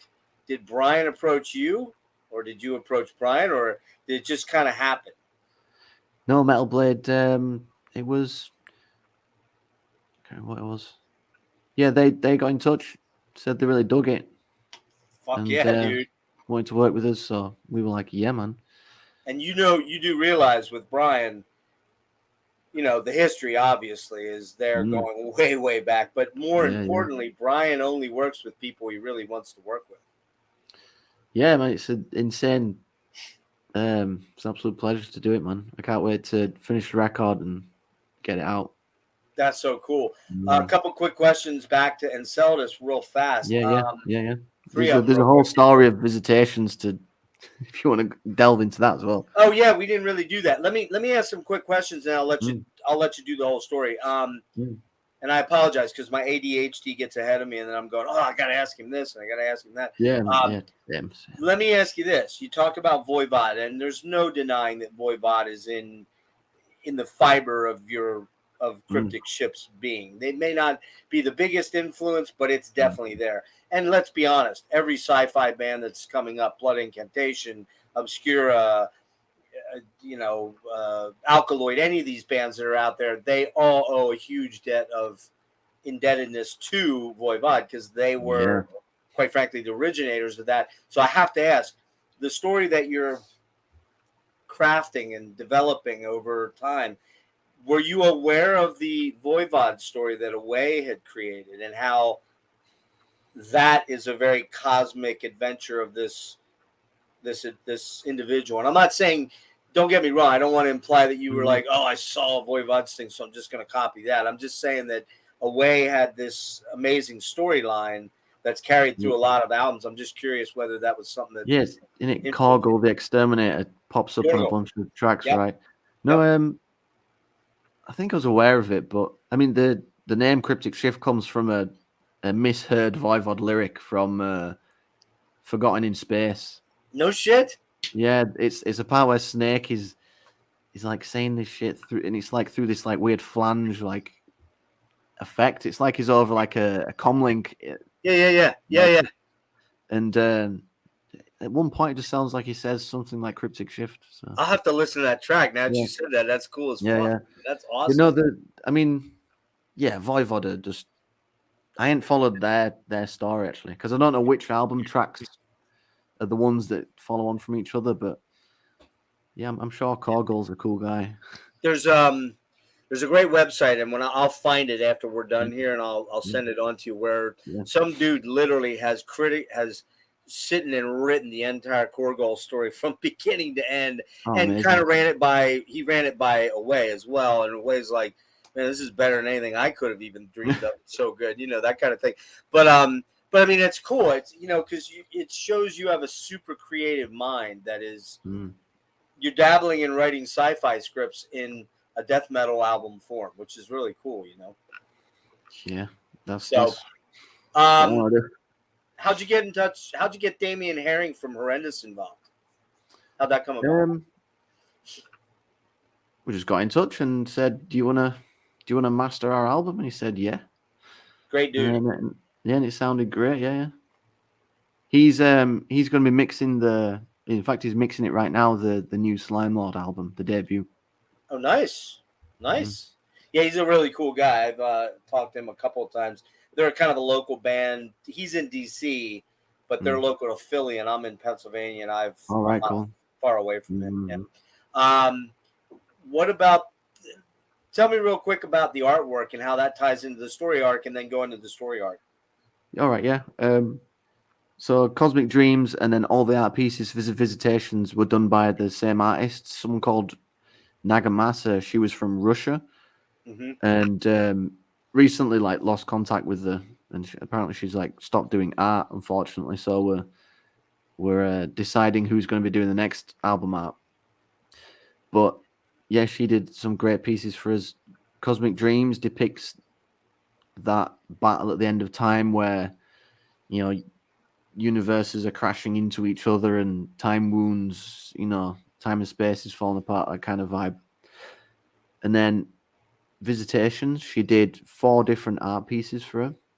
So the one you probably know best is the red one, the guy holding up the device. Yeah, right. So that's set in the track 3, the Arctic Chasm. So love that track, by the way. Killer track. Yeah, man. Thanks. And then there's the CD you've got there. That's from Moonbelt Immolator. And then if you look inside the booklet, there's 2 extra pieces that black and white. They're I think they're chalk pieces. If you look inside, yeah. And then there's let's see here. Hold on. Yeah, these 2 pieces. Yeah. They're both from Moonbelt as well. And this is what is this thing right here? So that thing on the bottom left that you're showing, that's actually the visitation that the character gets from Enceladus. That's one of the creatures. From Enceladus. That is cool as hell, dude. It's like a aquatic insectoid kind of creature. Because Enceladus is a moon of Saturn. Okay. And back in 2014, I think, 15, I just came across it on the internet and just delved really deep into the research, got really into, looking into if humans can get to other planets and, the composition of Enceladus, because it's covered in a glacier, and beneath is just this ocean, and it spews out all of this organic material like the Cassini orbiter. Yeah. So there's something going on in that ocean. And then my brain's just Visitations comes apart. And in a future release, we're going to explain how those creatures from Enceladus get to Earth's moon, which is where Moonbelt Immolator is set. Okay. So, to take you through Visitations. Yep. Moonbelt opens up, and our character has no memory who he is, where he's from, whatsoever. He doesn't remember any events from Cosmic Dreams. And he's just alone in this starfighter. And then he falls out of the portal that came from the end of time, emerges in this space battle, kind of like Star Wars Revenge of the Sith, Battle of Coruscant kind of stuff. Loads of ships, loads of cruisers, starfighters flying in between each other, and it's above this gas giant with an asteroid belt. Really like vivid imagery. So that's skirmish above HD. Yeah, so HD 10180H is it's a gas giant in it's the Wolf system, the Wolf Oh, wow. constellation. Okay. Yeah. So this character, that's a real place. I mean, that's a real gas giant. Okay. Yeah. Wow, dude. So yeah, this character wakes up on this ship detached from the Xenoverse, emerges in this space battle, does some dogfighting. His ship gets hit by a missile, and his hyperdrive malfunctions and activates without his approval, and he just blasts away from the space battle. And then he drops out into just black space. And then the whole interstellar lands movement, that's the like clean section with the like more melodic solos. Yeah. Mm-hmm. Yeah. And the skirmish bit before is like all the thrash metal stuff with the fast solos. In interstellar lands, the clean stuff. And then in the distance, you can see this planet coming close. And it's Earth, but like way, way in the future. And Earth's moon has been split apart, and like debris of Earth's moon are like spreading around Earth, which is why it's a moon belt. Right. So our character crash lands on the moon, and if you show that CD again, that's him landing. He's just stepping out of his ship. Let me pull it out of my ear. And then he stands at the end of that crevice, and there's like a facility in the distance. So he goes there, and within that facility, there's all these strange mutations chasing him. And he locks one of them in like a nuclear reactor core. And if you open up that booklet again, the picture on the right, you can see the characters hiding behind like a console with one of the one of the mutations is behind a doorway. Like, oh yeah, I see it. Yeah. Get in. How about that? Yeah, man. You just thought of all the detail. That's a killer. Yeah, so that's when the song like slows down and Lair of the Time Ghouls. And by the way, very, very cool. Now that's a band we didn't mention yet. We should have mentioned, because I gotta believe that was a formative thing for you too. To hear them was like mind blowing, right? Yeah, first heard them in 2016. Yeah, blew me away as soon as I heard that transmission 82094 Imperial Archaeologist Besnan. Did you pick up one of the variants that Dark Descent did on the reissue? I did, yeah. I did. It was like supposed to be one of those like lunar white. That's the one I got, the white and blue, yeah. Yeah, it came though. It's pure black, apart from like the tiniest smudge of white that's about half a centimeter on the edge. Ah, really? Yeah, but whatever. It sounds great anyway. I'm gonna go ahead and finish. I'm right here. I'm gonna show you something quick. So yeah, that's Lair of the Time Ghouls section, and then he has to escape that moon base. He activates like this self-destruct, and then has to run to an escape pod with all these mutations, strange creatures chasing him, and they're called the Time Ghouls because later on, next album and stuff, we'll find out, their true meaning, true intentions. And then he makes his way into like the docking bay, which is that other black and white photo with the Enceladite creature there. And then Moonbelt ends with him jumping in the pod, blasting off to Earth. So Moonbelt's supposed to be the character starts off, doesn't know who he is, where he is, and he just falls out of this portal into this space battle. Doesn't have any destination of sorts. He don't have any aim. But right at the very end of Moonbelt, he jumps in the pod to go towards Earth.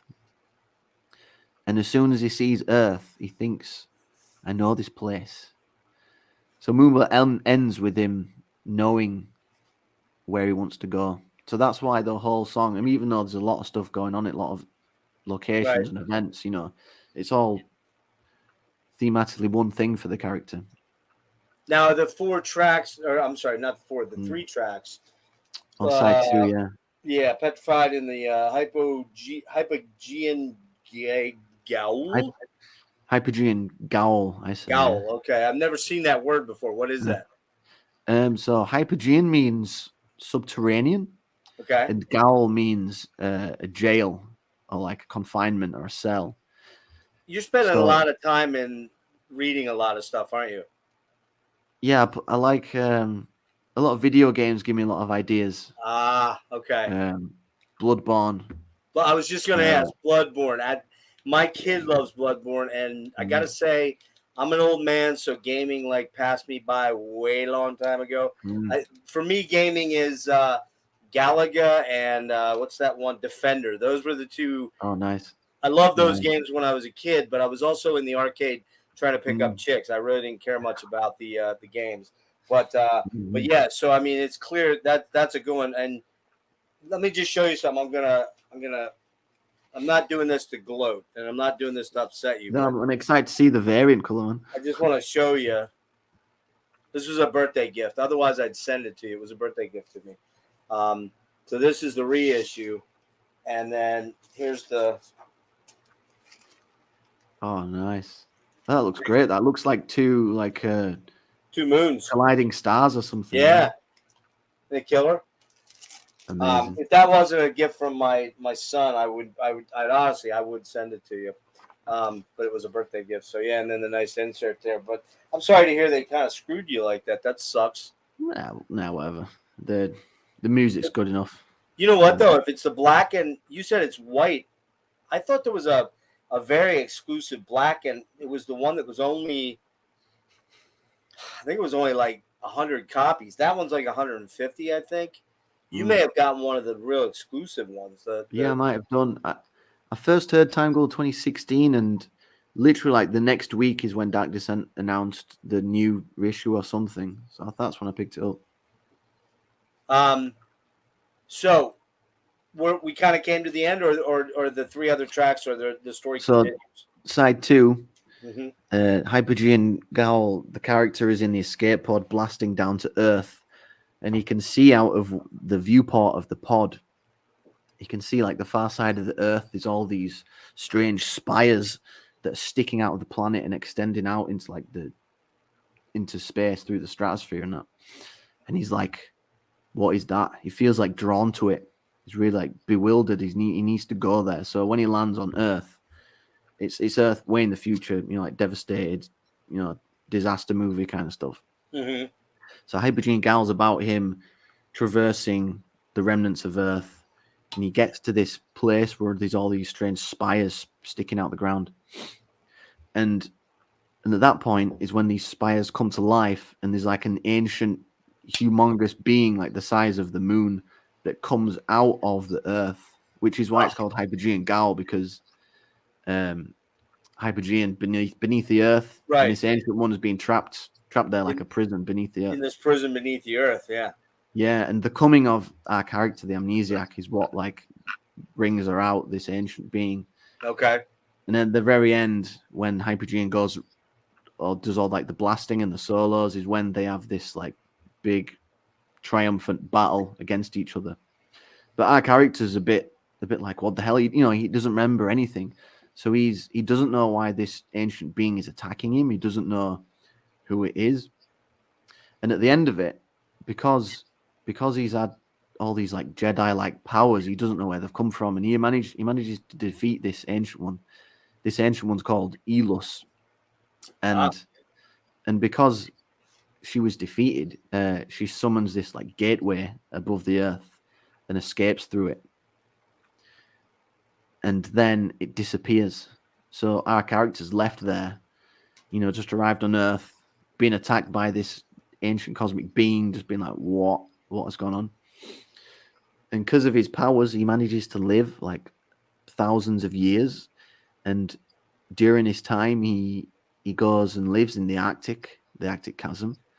And he's doing research into like mysticism and the arcane and things, figuring out how he can resummon this gateway that Elus escaped through, so that then he can chase her and defeat her,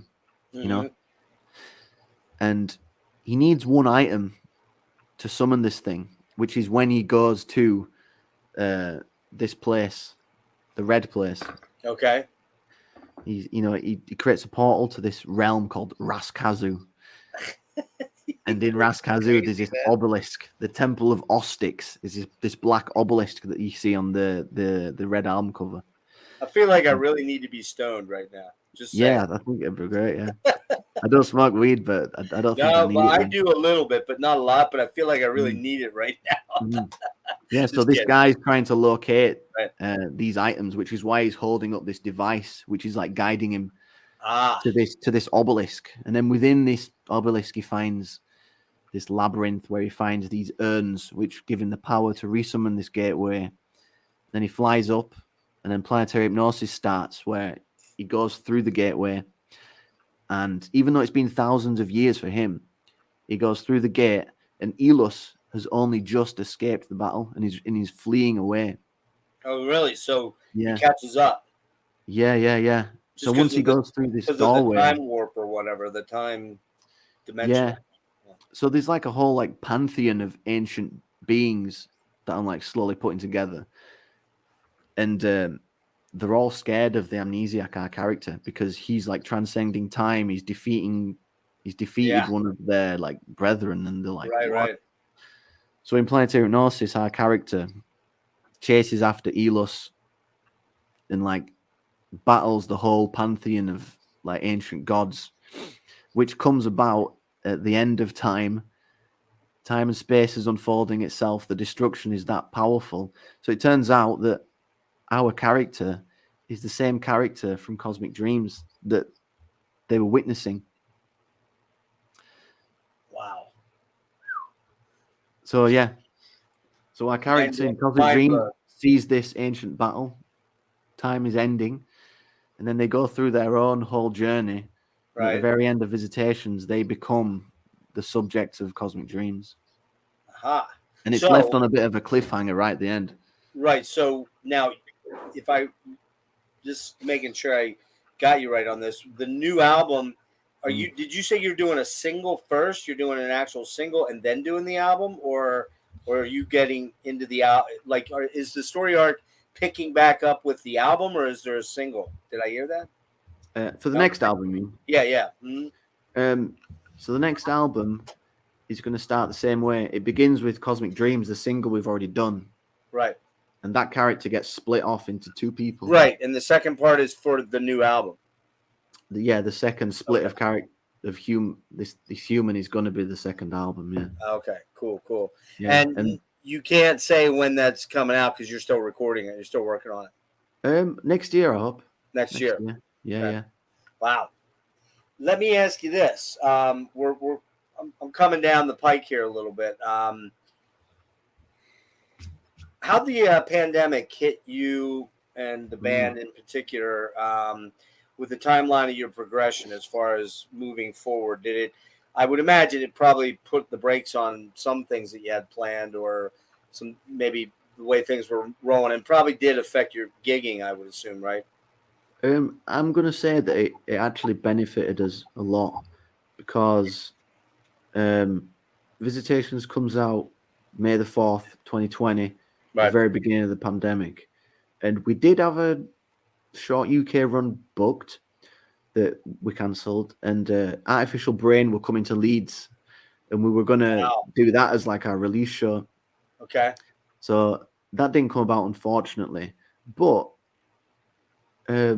relatively unknown band, this captivating artwork, long songs. A lot of people are sat at home, like, ready to digest all this stuff. And right.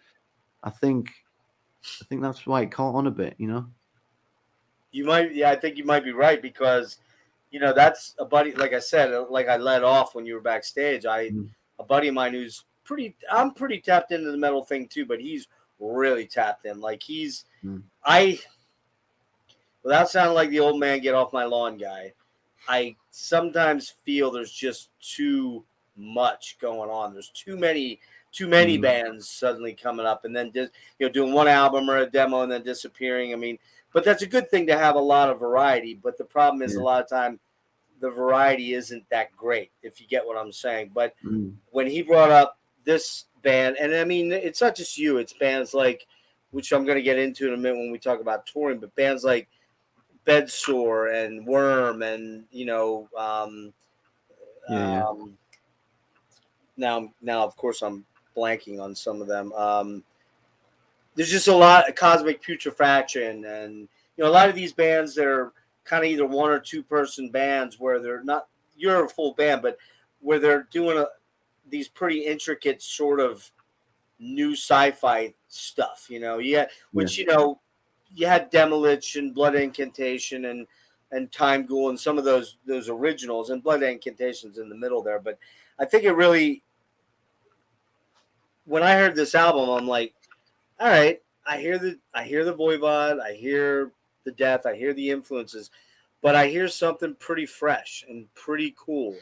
And like I said, man, it was absolutely in my top 3. I can't remember. I'm old. I don't remember that well, but it was either 1 or 2, and I can't remember which one it was. It was like, man, this album rips.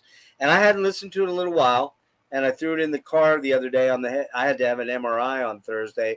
Threw it in, and man, I was just like, fuck, this album is so good, man. I mean, the guitar riffs are killer.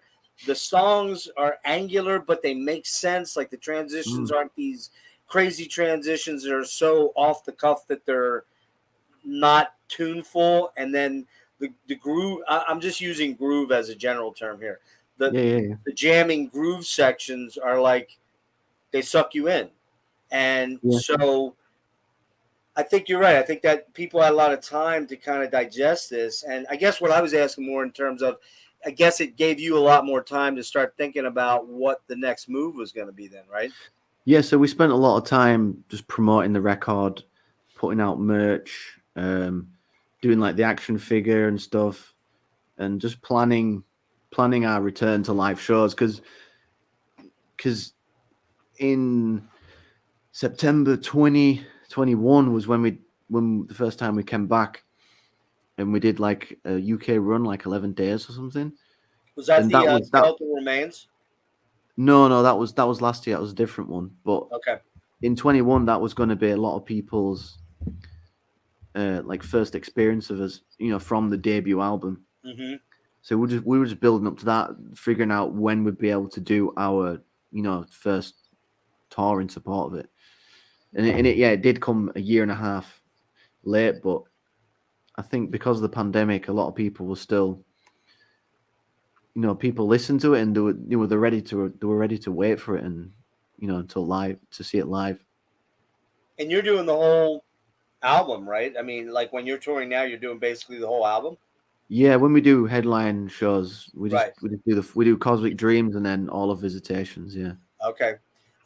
You did do a tour then with I mentioned Bedsore. Did you do a tour with them in Skeletor, or was that canceled? So last year in April, May time, we did a UK run with Skeletal Remains, and then we went to Europe with Bedsore and did was it 19 days or so through Europe? Yeah, it was pretty extensive. Yeah, about 3 weeks. Yeah, it was really cool, man. And at the same time, there was a tour with Haunter and Suffering Hour. So like a bunch of the shows, we linked up and did like a 4-band bill. Oh, nice. It was really, really cool, yeah. How well were the shows attended, seeing as how we were still in the kind of coming out of it realm with the pandemic? Yeah, it was our first like full European run, first like really long tour. So, some of it was like total shit. Some of it was excellent, as you'd expect. It's a bit of a ragtag tour, and so you're doing clubs, obviously. Are you're doing your own load in and load out, and you're just in a Sprinter van and kind of doing that sort of thing? Yeah.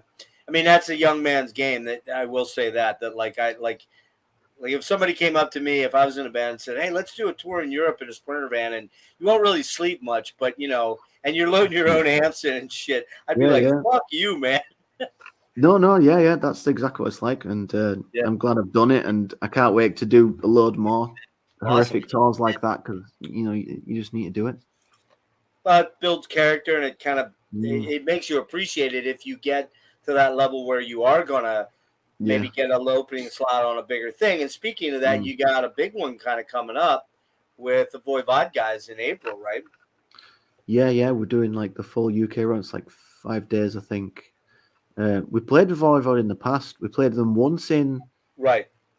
Nottingham, 2017, and then I think we did 2 shows with them in London and Leeds, 2018. So we've done like occasional one-off like supports, but this will be like the first few days in a row. So I'm really looking forward to it. Yeah. Pretty cool guys, man. Really cool guys. I mean, Mm. just great dudes. Yeah, I don't yeah, know if yeah. you saw, but my very first interview was with Dan. Um, Very cool. and Very he's cool. just such a great guy. What a guitar player too, Mm. man. Yeah, man. We forgot to bring up Martyr too. There's a bit of Martyr in your stuff too. What an amazing fucking man. Definitely. Yeah, a little bit for sure, man. To be honest, they're probably like too technical, man. What they're doing is just beyond. Yeah, Just so mental, man. But yeah, Warp Zone's oh, absolute masterpiece, man. amazing. So it's on like cynic focus level, I think, for me. Yeah, and I mean, I think everyone pretty much universally kind of agrees that Dan kind of brought Voivod back. Not that Yeah, the man. Jason Newsted stuff was terrible, but they're really, they were Piggy was sick and dying, and they were kind of sliding out. And that I love Voivod, one of my top 5 favorite bands, but I never listened to that era of music. It just doesn't do anything to me. And Dan comes back, and man, the last 2 albums, absolutely fucking amazing albums. Yeah, completely reinvigorated the band, man. It's just a miracle. I'm glad they're still going, man. Ah, so much so. Still Yeah, teaching everyone a lesson. absolutely. Let's see. So we talked about Skeletal Remains.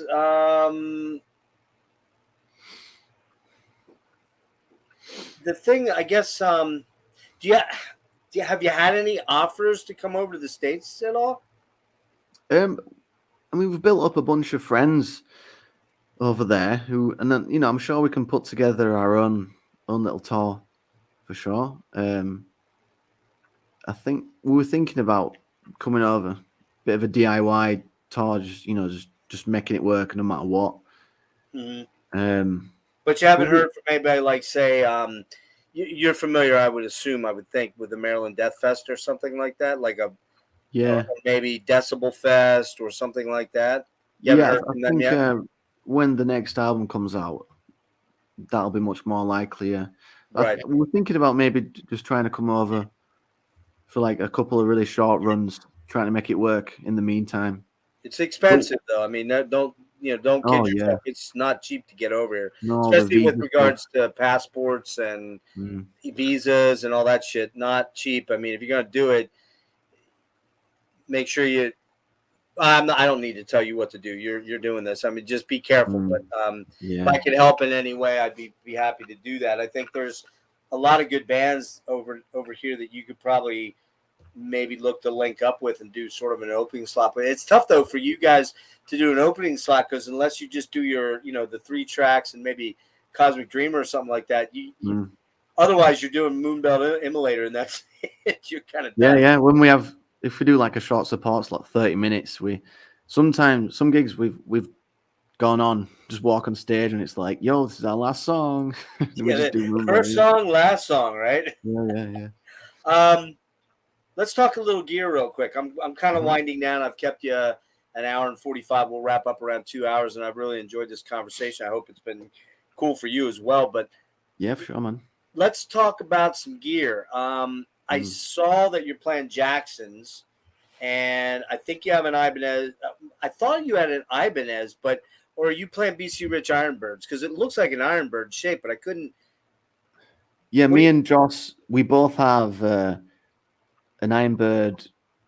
BC Rich Ironbird, and we both have Jackson Warriors as well. So, Jackson? I'm sorry, Jackson Warrior. Okay. So most of the time we play with the Ironbirds, I've got that yellow crackle one. Yeah. I bought it from someone in Portland. Just popped up on like Instagram for sale, and I was like, I'm just gonna get it. I think it used to belong to one of the guys from like Ascended Dead or something. Oh wow! Okay. One of that crew. Yeah, and then Joss has got this really nice cream colored one that he got for 200 quid. Insane. An original? Like a Yeah, it's from like the 80s or 90s or something. oh Yeah. my god, he stole that then. Because Yeah, it was some guy. they're going for crazy money now because Blood Yeah. Incantation and all the Denver Death Scene guys are all doing Ironbirds, and now it's like everybody wants an Ironbird. Yeah. They're awesome. Yeah. Guitars. I mean, they are the coolest guitars, so and Trey plays them, so you can't argue with that. That's true. That's true. Wait, is Trey plays an Ironbird? I guess he does, doesn't he? Yeah, man. Yeah, he that's does. Yeah, he does. It's the Gib. Yeah. Why am I knew that, but I didn't really think about it until you just said that. So I guess he's the OG on those. I would imagine. Yeah, like when we were putting together Visitations, it was like 2017. Around that time, Formulas Fatal to the Flesh was, we were just deep in that. So living on that one, huh? The Trey worship, just the Ironbird thing came from that for sure, man. I'm weird. I'm one of these weird dudes that really, really likes domination. And I know that brings another Ironbird guy up, Eric. Rattan loves him too, man. Oh, that red one that he has, man. Yeah, the 7 looks beautiful. Yeah, I've never owned one. I remember back in the old days, there was a band that used to come around here locally. I'm talking old days. I'm talking 80s, man. I'm talking like 85, 86. There was a band called Tie. Wait, were they called Ties? No, they were called the Brats, and they were kind of like with a Z, the Brats. I'm sure that band name's been used by 8,000 other bands in the past 40 years, but they were pretty good, and they were like a covers band. They would do shit like Balls to the Wall, Rat. They were kind of it was a hair era thing, you know what I mean? Late hair era. And the main guitar player, you played a Warlock, the BC Hits Warlock. And I was like, man, I got to get one of those. And I just never ended up doing that. I had Explorers. I've had. I've got a second one here. Ooh, look at that. Let me blow that up a minute. Hold on a minute. It's like one of these like limited runs with this space art on. Oh, that's killer, dude. When'd you get that? 2018. I picked this one. Only £100. I mean, they're not really expensive, these models, but is that are they got, like Earth? There's like Jupiter, Saturn's in there. It's got this alien guy. And now, is that a South Korean model? Nice. Is that a South Korean model? I would imagine, or maybe Indonesia. Made in China. Oh, it is a Chinese model. How about that? Yeah. What's your other one? Do you know? My other one is I don't know exactly. I'm not like a huge gearhead when it comes to guitar models, but I do like my pedals though. My main Ironbird is I'm told it's from like the 80s, late 80s, early 90s, but the neck on mine isn't original. Okay, it's not original. No, not the neck. I mean, I got it from that guy in Portland, so I don't know how many owners it's had and how many modifications and that, Yeah. It's definitely a bit of like a weird amalgamation of stuff. I think that the tone configuration's a bit different as well. So it's a proper. It's basically a cyborg kind of guitar. Does it have a Floyd on it? Does it have a Floyd? Yeah. Or a Kaler? Floyd? A Floyd. Okay. Yeah, I'm kind of like. I mean, the stuff I got now, I've got a Gibson. Yeah, right. I've got a PRS Custom 22. I'm kind of a PRS guy. I kind of fell into them about 20 years ago. They play real nice. I love they just play incredible for me. My favorite guitar I had though that I had to sell to pay rent way back in the day was a Gibson Explorer, an 83 Gibson Explorer, cherry red with a white pickguard. So I was really into U2 back then. So it was like edge stuff, right? And I ended up I got you blown up here. I'll pull it. And I ended up, and I had a Kaler trem system on it that you could literally beat that thing to hell and it would never go out of tune. And it had Schaller locking tuners on it and DiMarzio humbuckers in it. And I sold it for like enough money to get me through 2 months of rent. I got one of these as well. The Universe. RG? Oh, the Universe. Yeah. Ooh, nice. Where the Slime Live or Steve I kind of one, yeah. Very nice, very nice. What's So okay? So what amps you using? Are you using a Kemper or what are you using to? no, we're using the EVH 5150 Oh yeah, into Marshall cabs. Me and Josh have been talking recently. I think there's something about it. The 50-watt version going right. into Marshall cabs. I think there's something about it that just makes like the Visitation sound. Because when Oh we play yeah. live, it's as soon as that first chord of Moonbelt hits, a lot of people have said it's like it just sounds like the album. And it's like, well, yeah, that's what we recorded it on. So you recorded it with amps in the studio. You didn't do Sims or anything like. You didn't do any amp Sims or anything like that. No, it's all real amps, yeah. Oh, that's killer, dude. I love that. I love your tone on it on the album. It's just really, it's organic, but it has that. It has just enough weirdness on it, and we'll talk about that in a minute with pedals and things that you're using out front. Mm. But it has a real nice organic fatness to it, but it's not that death metal tone that you're hearing on a lot of albums that come out now, where it's just so thick and soupy. And I guess I wanted to ask you, what tuning are you? Are you guys in D? We Cosmic Dreams and before was all E standard, but Visitations onwards in E flat standard. Oh, you're in E flat. Okay, standard. Mm. Okay, wow. I Yeah, thought it was Morbid D. Angel tuning or Revocation tuning. Okay, right. Mm.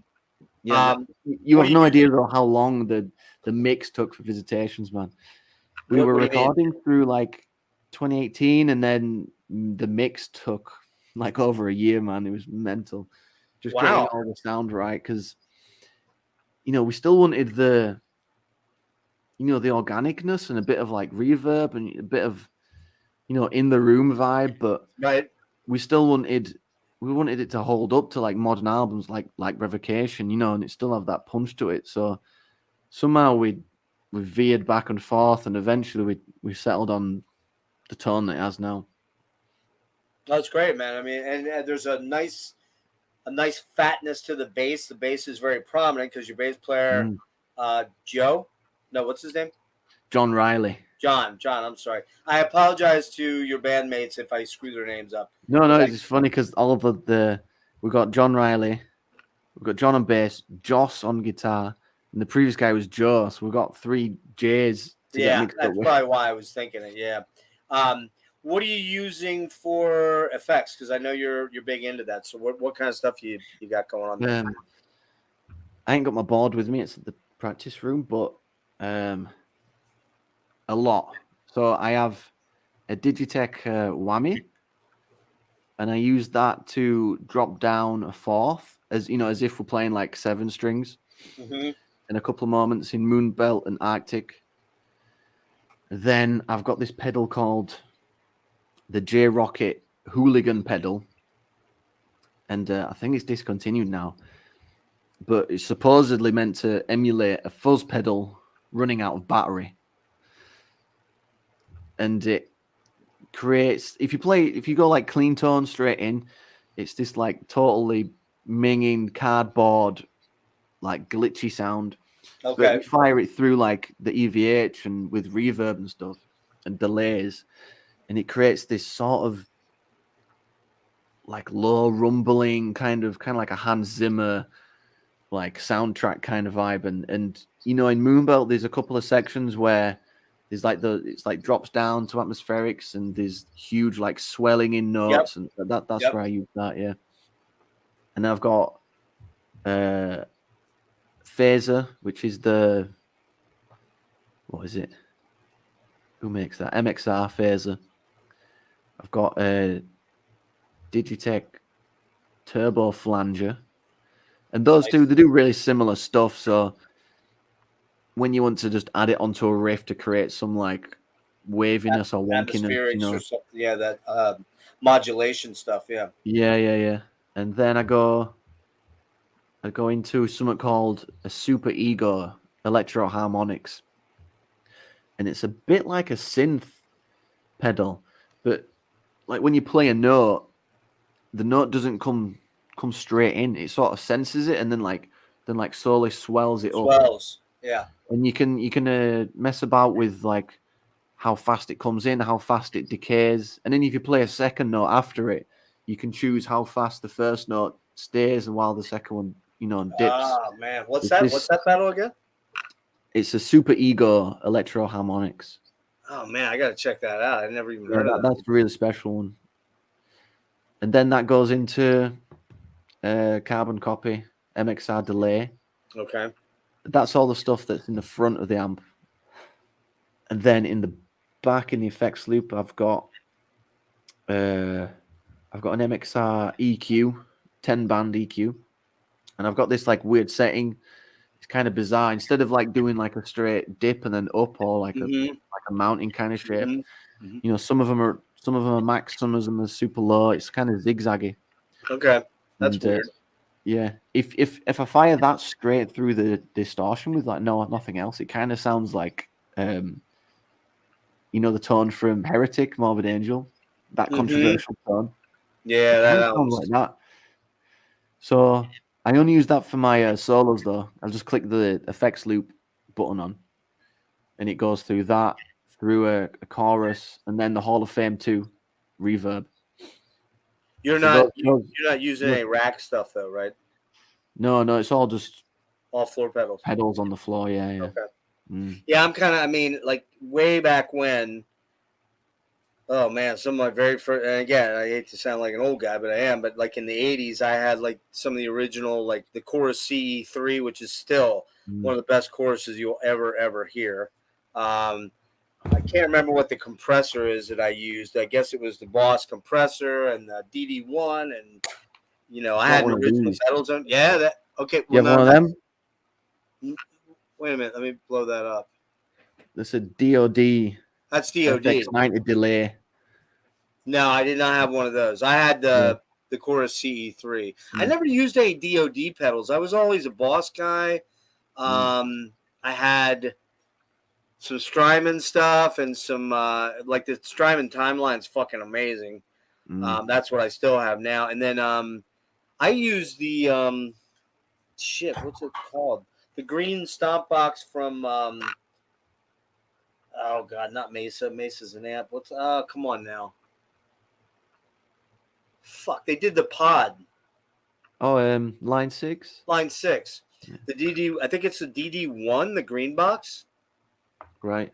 It's like got four different stops. You can do modulation. You can do tap tempo, all that stuff like that. I still love that thing, man. I mean, I know there's better ones out there, but there's something about the tone through that I just love.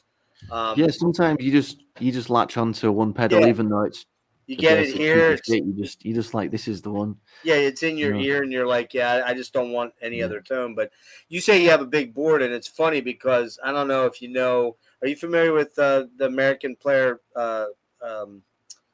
Eric Johnson? Yeah. Cliff Sedova. Yeah. Guitar Hero 3, yeah. Yep. So I see you saying that stuff, and I have no idea what you're talking about because my kids got Guitar Hero. What was the first one? Was that the one with Slash on it with Herman Lee and Through the Fire? You could play Slash on Guitar Hero 3 and the Dragon Force tracker on that, yeah. Okay. Well, my kids, I think, got it in the first. I think we got them the first edition of it or whatever. I couldn't tell you any songs were on. The funniest thing about that is, as a guitarist, I sucked at that game so bad. My kids are like, Dad, you play Guitar Hero, do this. And I'm like, I couldn't fit. After like 3 minutes, I'm like, here, guys, I'm never touching that thing again. I actually think playing that helped me really figure out like finger dexterity, because you have to stretch from like the green button all the way up to that orange. And okay, wow. I played it that much that I eventually got to be able to like do some tracks on expert, but like Slayer Rain in Blood was too fast. I those couldn't like do clunky buttons, Xander, I couldn't even play one single song. I couldn't get through a song on that thing, and I gave up. That's your generation versus my generation because, like I said, I'm gaming.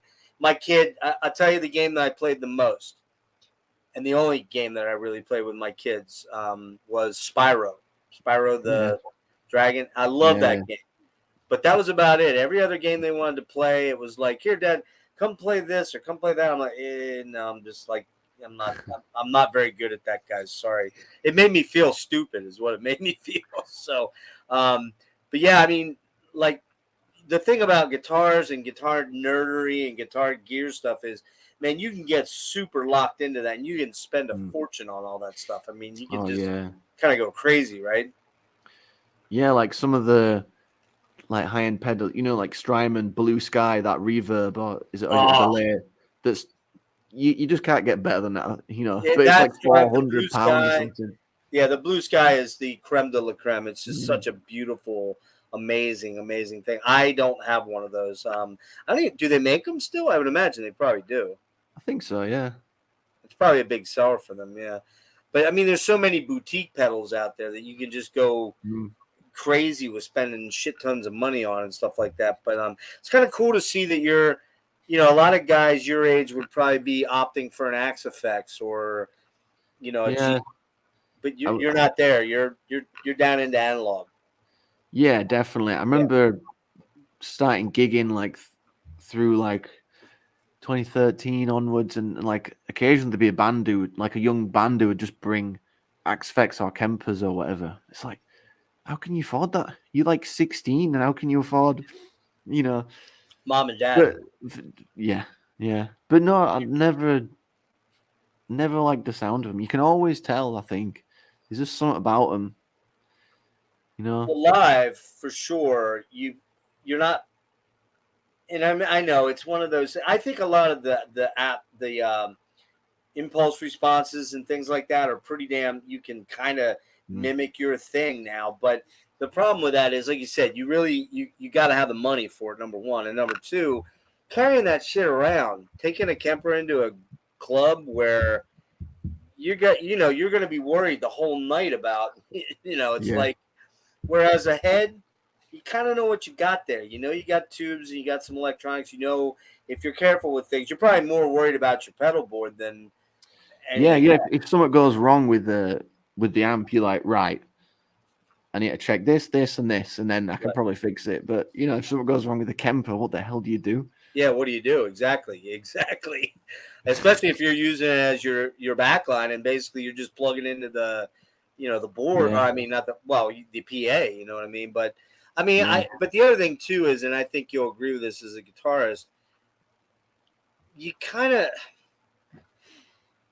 there's the modern guitarist now that just is like, I want it to be as easy as possible. It's and a lot of the dudes that use them are like flying gigs. It's like, I don't want to fly a whole rig out. I'm doing this big special thing here. I understand for that kind of thing. It makes sense, right? But when you're doing a tour, you really want to feel that shit, man. You want to feel that air pumping behind you. And I think you've got to stay true to, we've got into metal. We're learning about. My generation learning about like this ancient history, like Megadeth, the antics of Megadeth, and just these ancient bands. It's like ancient history, and you've usually got to stay true to it. I think just keep the energy. Careful with the word ancient, young sir. No, well, it is. You have to look it up on the internet, and you're like, back in the day, this happened, and it's like, wow, it actually happened. And it wasn't that long ago, but yeah, I mean, it's my very first show, Xander, was 1979. Very good. Kiss for Dynasty Tour. Nice. My second show, Rush, for the Permanent Waves. 1980, February 2nd or February 5th, 1980, and that's a pretty good start. Yeah, man. Pretty good start. Yeah. And then I probably the biggest moment for me ever was in 2007. Have you ever heard of a UK band called Porcupine Tree? Yeah. I've heard of them. So they're friends of mine. I know Richard and Colin, the bass player, and I know all of them. But they that was, let's see, I'm trying to think. I kind of got tuned to them in '99, and about 2010 when they kind of broke up, then I kind of, I did some work for them. But anyways, long story short, there was a point to this. What was the point to it? I had a point to tell you.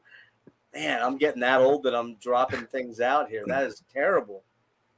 Oh, man, I had a point to tell you about, and it had something to do with Porcupine Tree. Well, I know. I got it. I know what it was. So in my experiences with them and knowing their manager and doing some work with them. In 2007, I got to meet Getty and Alex. Oh, nice. Just most nervous I've ever been in my life. Like, God, yeah. and probably the coolest thing that's ever happened to me beside the birth of my kids was meeting those two guys. And they were the sweetest, coolest dudes. I maybe got like 5 minutes total with them because it was before a show, and it was just like, they were marching people through. But, to me, the weird thing, and my whole point in all this, and then we'll wrap up here, is that if you had told me in 1978 when I bought Hemispheres as a 12-year-old kid that I was going to get to meet Getty and Alex, I'd have thought, you're out of your mind. Those guys are like, they probably live like on Olympus somewhere. You know what I mean? There's no way I'm meeting those dudes, right? And since then, I've met a lot of really cool musicians, and they're just guys like everybody else. We're a bunch of music nerds, and we love what we love, and we love talking about it and sharing it with each other. And so I gotta say, dude, I think your trajectory is interstellar at this point. Notice what I did there. And I'm super stoked to see what you got in store. I was hoping you'd say, okay, man, big exclusive. We're going to drop the album in. I was praying, but I knew it wasn't going to happen, but I was hoping. But yeah, what do you want to say to people in closing about, what's happening? Well, we've got those Voivod shows coming up. That's going to be really cool. We're playing Australia in a few weeks. We're doing like a one-off festival. Obscura on the bill, Gatecreeper, which is insane. Really looking forward to that, yeah. And otherwise, we're just working on the album, man. It's going to be... Where are you playing in Australia? Oh, it's in Melbourne. Okay. Wow. Yeah, new album, man. It's going to be wild. How far of a plane ride is that going to be for you guys? A long one. It's probably like an entire day's journey. Yeah. And then we get there and play in half an hour or whatever, and then a whole day back. Isn't that crazy? Yeah, crazy. Well, but they're paying. I would imagine they're paying your expenses to get there, right? Yeah. What's the festival? It's called Into the Fall. Into the Fall. Fall. FALL. Yeah. Wow. Okay, that sounds pretty cool. We'll have to promote that out there. And so you got the Voivod thing. Anything for the fall planned yet, as far as gigs or late summer? Or no, we're all open for now, but something will come up. At this same time last year, it was kind of empty, but throughout the year we built up a really cool run through the summer, spotting some cool bands and that European tour. So this year's shaping up to be really cool already. We've just completed our own UK run, and then we've got Voivod in Australia coming up. We'll see what. Do you do your own booking, or are you self-managed, or do you have a manager? Or we used to do all our own booking, and then this tour that we've just done this January is the first time we've worked with anyone else. Echelon Talent Agency. We've just been working with. Oh, great! Yeah, and we've played some cities that we've never been to in UK, like. We've barely played Birmingham. We played Plymouth for the first time. We got over to Ireland. We've only played there once, and we managed to do 3 shows. So it's working out well. Where just help me out here because I'm not real familiar with the geography. Is Leeds? Yeah. How far are you from London? So London's like right at the bottom, and then about 4 or 5 hours up, bang in the centre, basically of the UK is Leeds. Okay, and then 4 or 5 hours north is Scotland with like Edinburgh and Glasgow. So Birmingham's not far above you, or no? Birmingham's kind of in between Leeds and London. Oh, it's okay. It's about 2 or 3 hours. Okay, so you're further north than Birmingham, even then. Yeah. Birmingham's sort of the Midlands. Leeds is in Yorkshire, which is generally considered the north. Well, here's a dumb question. In the States, if you would start at New York and drive to LA, you're talking Oh, it's insane. Yeah. You're talking 3,000 miles, so you're talking basically a 3-day ride, more or less, unless you're on meth and you're, whatever. I mean, which I'm sure some people have done. Vanishing Point. If you never saw that movie, it's a great movie. It's kind of about that. So you could do it maybe with two people. You could do it in 2 days, give or take. What is how like if you're down in London, okay, and you want to go to the north to Scotland, what's that trip run hours was? Is that like an 8-hour trip, a 10-hour trip? Yeah, London to Edinburgh. Yeah, bands don't really play north of Edinburgh, really, or Glasgow. And Glasgow and Edinburgh are pretty south of Scotland, Okay. south end of Scotland. So London to Edinburgh is about probably 8 hours. Yeah. Okay.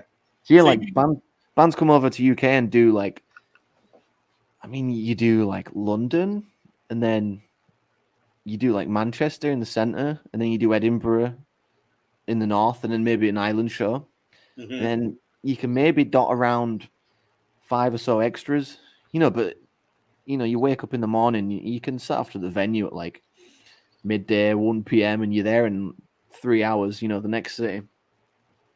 Okay, so I mean, you can tool around in the UK and do it fairly reasonably, and I guess I imagine petrol over there is quite a bit more than it is here, although it's gotten fairly expensive here finally.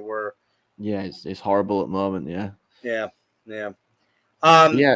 Do you have like Imagining tour in the US it's insane. The drives you have to do, the drives are crazy, dude. Especially in the middle of America where there isn't a lot of places to hit. I mean, you can play on the East Coast. You can do pretty easily. You can do Boston, New York, Philly, Baltimore, DC, maybe down to even like North Carolina, like Raleigh or something like that. That you might get and then if you get into like Florida, there's Atlanta, and Georgia's probably a decent place that a band can, bring in some people. And maybe Florida's kind of weird, man. I mean, Tampa and Miami kind of, but they're not really big.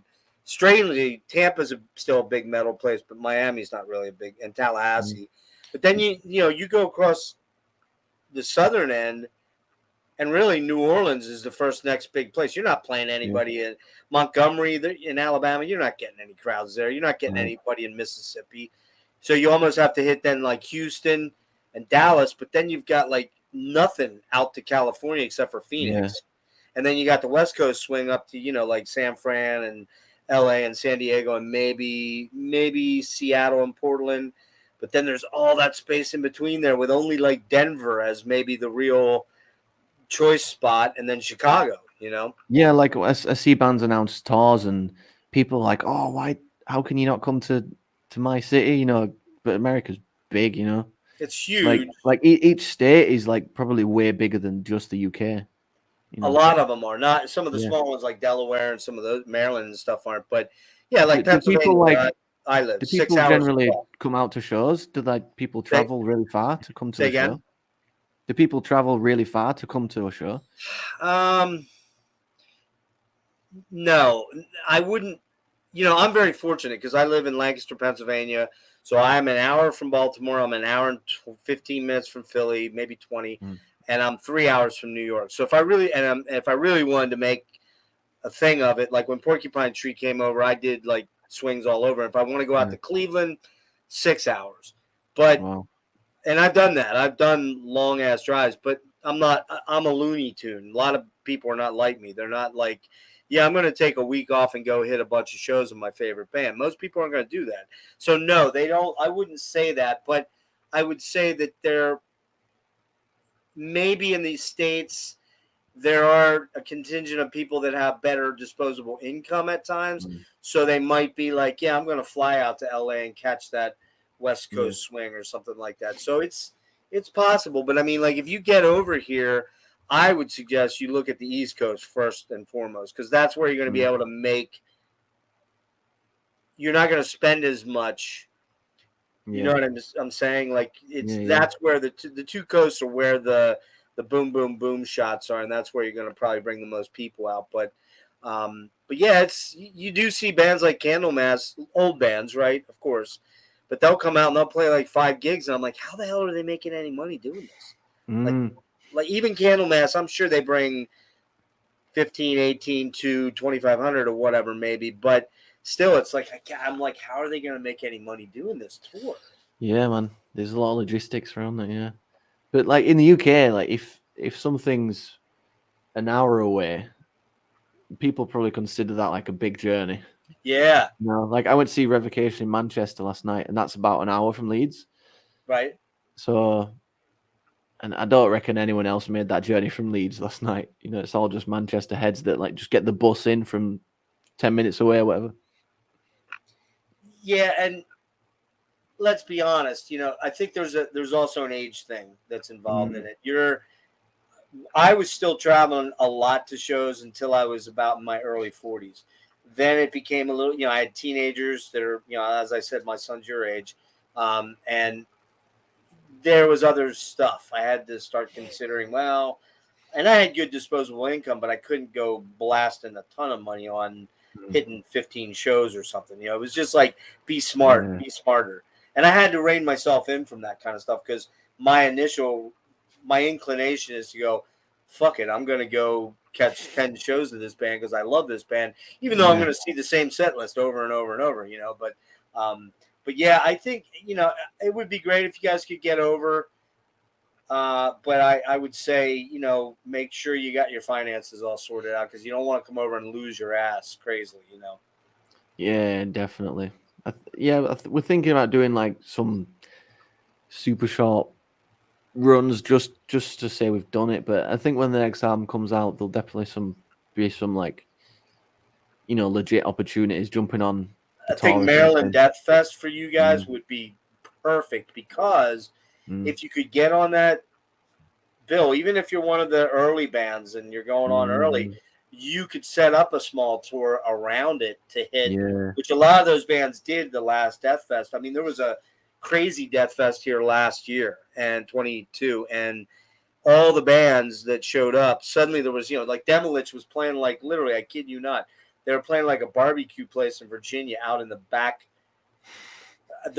lot, which seems really lame, except for they probably had 200 people show up because everybody's like, holy shit, Demolich? Yeah. Sure. And I will say this, you asked the question, versus the UK mindset versus the US mindset, yes, we will travel several hours to go catch a good show. Yeah, whereas it's just relative, isn't it? Like, if you stretch the UK out to the size of the US, I mean, you know, Leeds to Manchester would be a big drive, you know? Yeah. Well, listen, Xander, dude, this has been killer, man. I really appreciate all the, you know, the great info on the band and the history and stuff like that, your history as well. And I'm going to ask you to stick around. I'm going to end the broadcast here in a second. Then I'm going to ask you to stick around for a minute. Yeah. And we'll chat real quick. And for everybody that jumped in, I just got a bunch of my good buddies jumped in. Brian Arkham's here. Outer Kevin, I haven't seen you in forever, dude. Where you been, bro? These guys are all showing up. We had 12 people at one point in time, which you got to keep in mind. It's 2, 3, 4 o'clock right now in the States. Everybody's at work. So unless they're watching from their PC at work and not working, which happens a lot in the States, by the way. A lot of guys couldn't. They're going to tune in later and check this out. I'm sure. I saw my buddy Phil, my buddy Rick. We got Alakazam in here. We got Peter from the Metal Vault. Peter, let me know in the chat if you saw Cryptic, because he lives in Dublin or near Dublin, I believe. So he probably did see you, Metal Vault. Let's see. Anybody else here real quick? Phil. We all have anyone else here? I know Larry Sepultura saw you. I saw that pop up. Yeah, he's a guy that did see you over there. And I got my buddy Logan just showed up. And what's up, Logan? I'm excited to see Xander in March with Death to All. Xander's not with Death to All, Logan. Are you drinking already, dude? I think you're thinking of Max Phelps. Max Phelps is on tonight with Death to All. Yeah, Xander is with Cryptic Shift there, dude. You notice his name, Drunken Metalhead Musings? Yeah. He's your age, and he's a real big-time beer connoisseur. Logan, I think you've been drinking at work. I'm a little concerned right now. I'm going to call you when we get off the stream just to make sure you're not in trouble, dude. Last last year, Cryptic did a secret set, and we did do a death cover. We covered Empty Words. Did ya? Yeah. So. Wow, man, that's killer, dude. That is killer, man. Okay, guys. So thank you for hanging with us. This is a great one. You gotta come watch it if you weren't here from the beginning. Come back and watch it. And the biggest thing is, help this guy out to my. I don't know which side it is. You never know which way to point. Nope, wrong way. No, fuck. I can't get it right. Anyways, he's that way. He's that way, right there. There he is. He's over there. Xander Bradley, dude, I appreciate you being here. Hang out for a minute. Go buy this guy's record if you didn't. I know a bunch of you do have it because I know I've preached this band a lot with all my metalhead friends on YouTube. But go buy this guy's album if you didn't, because it's fucking killer. And there is a new one coming. He's working on it, but you got to go listen to the whole interview so you can get some of the information on that. So, all right, guys, peace out. Xander, hang on a minute.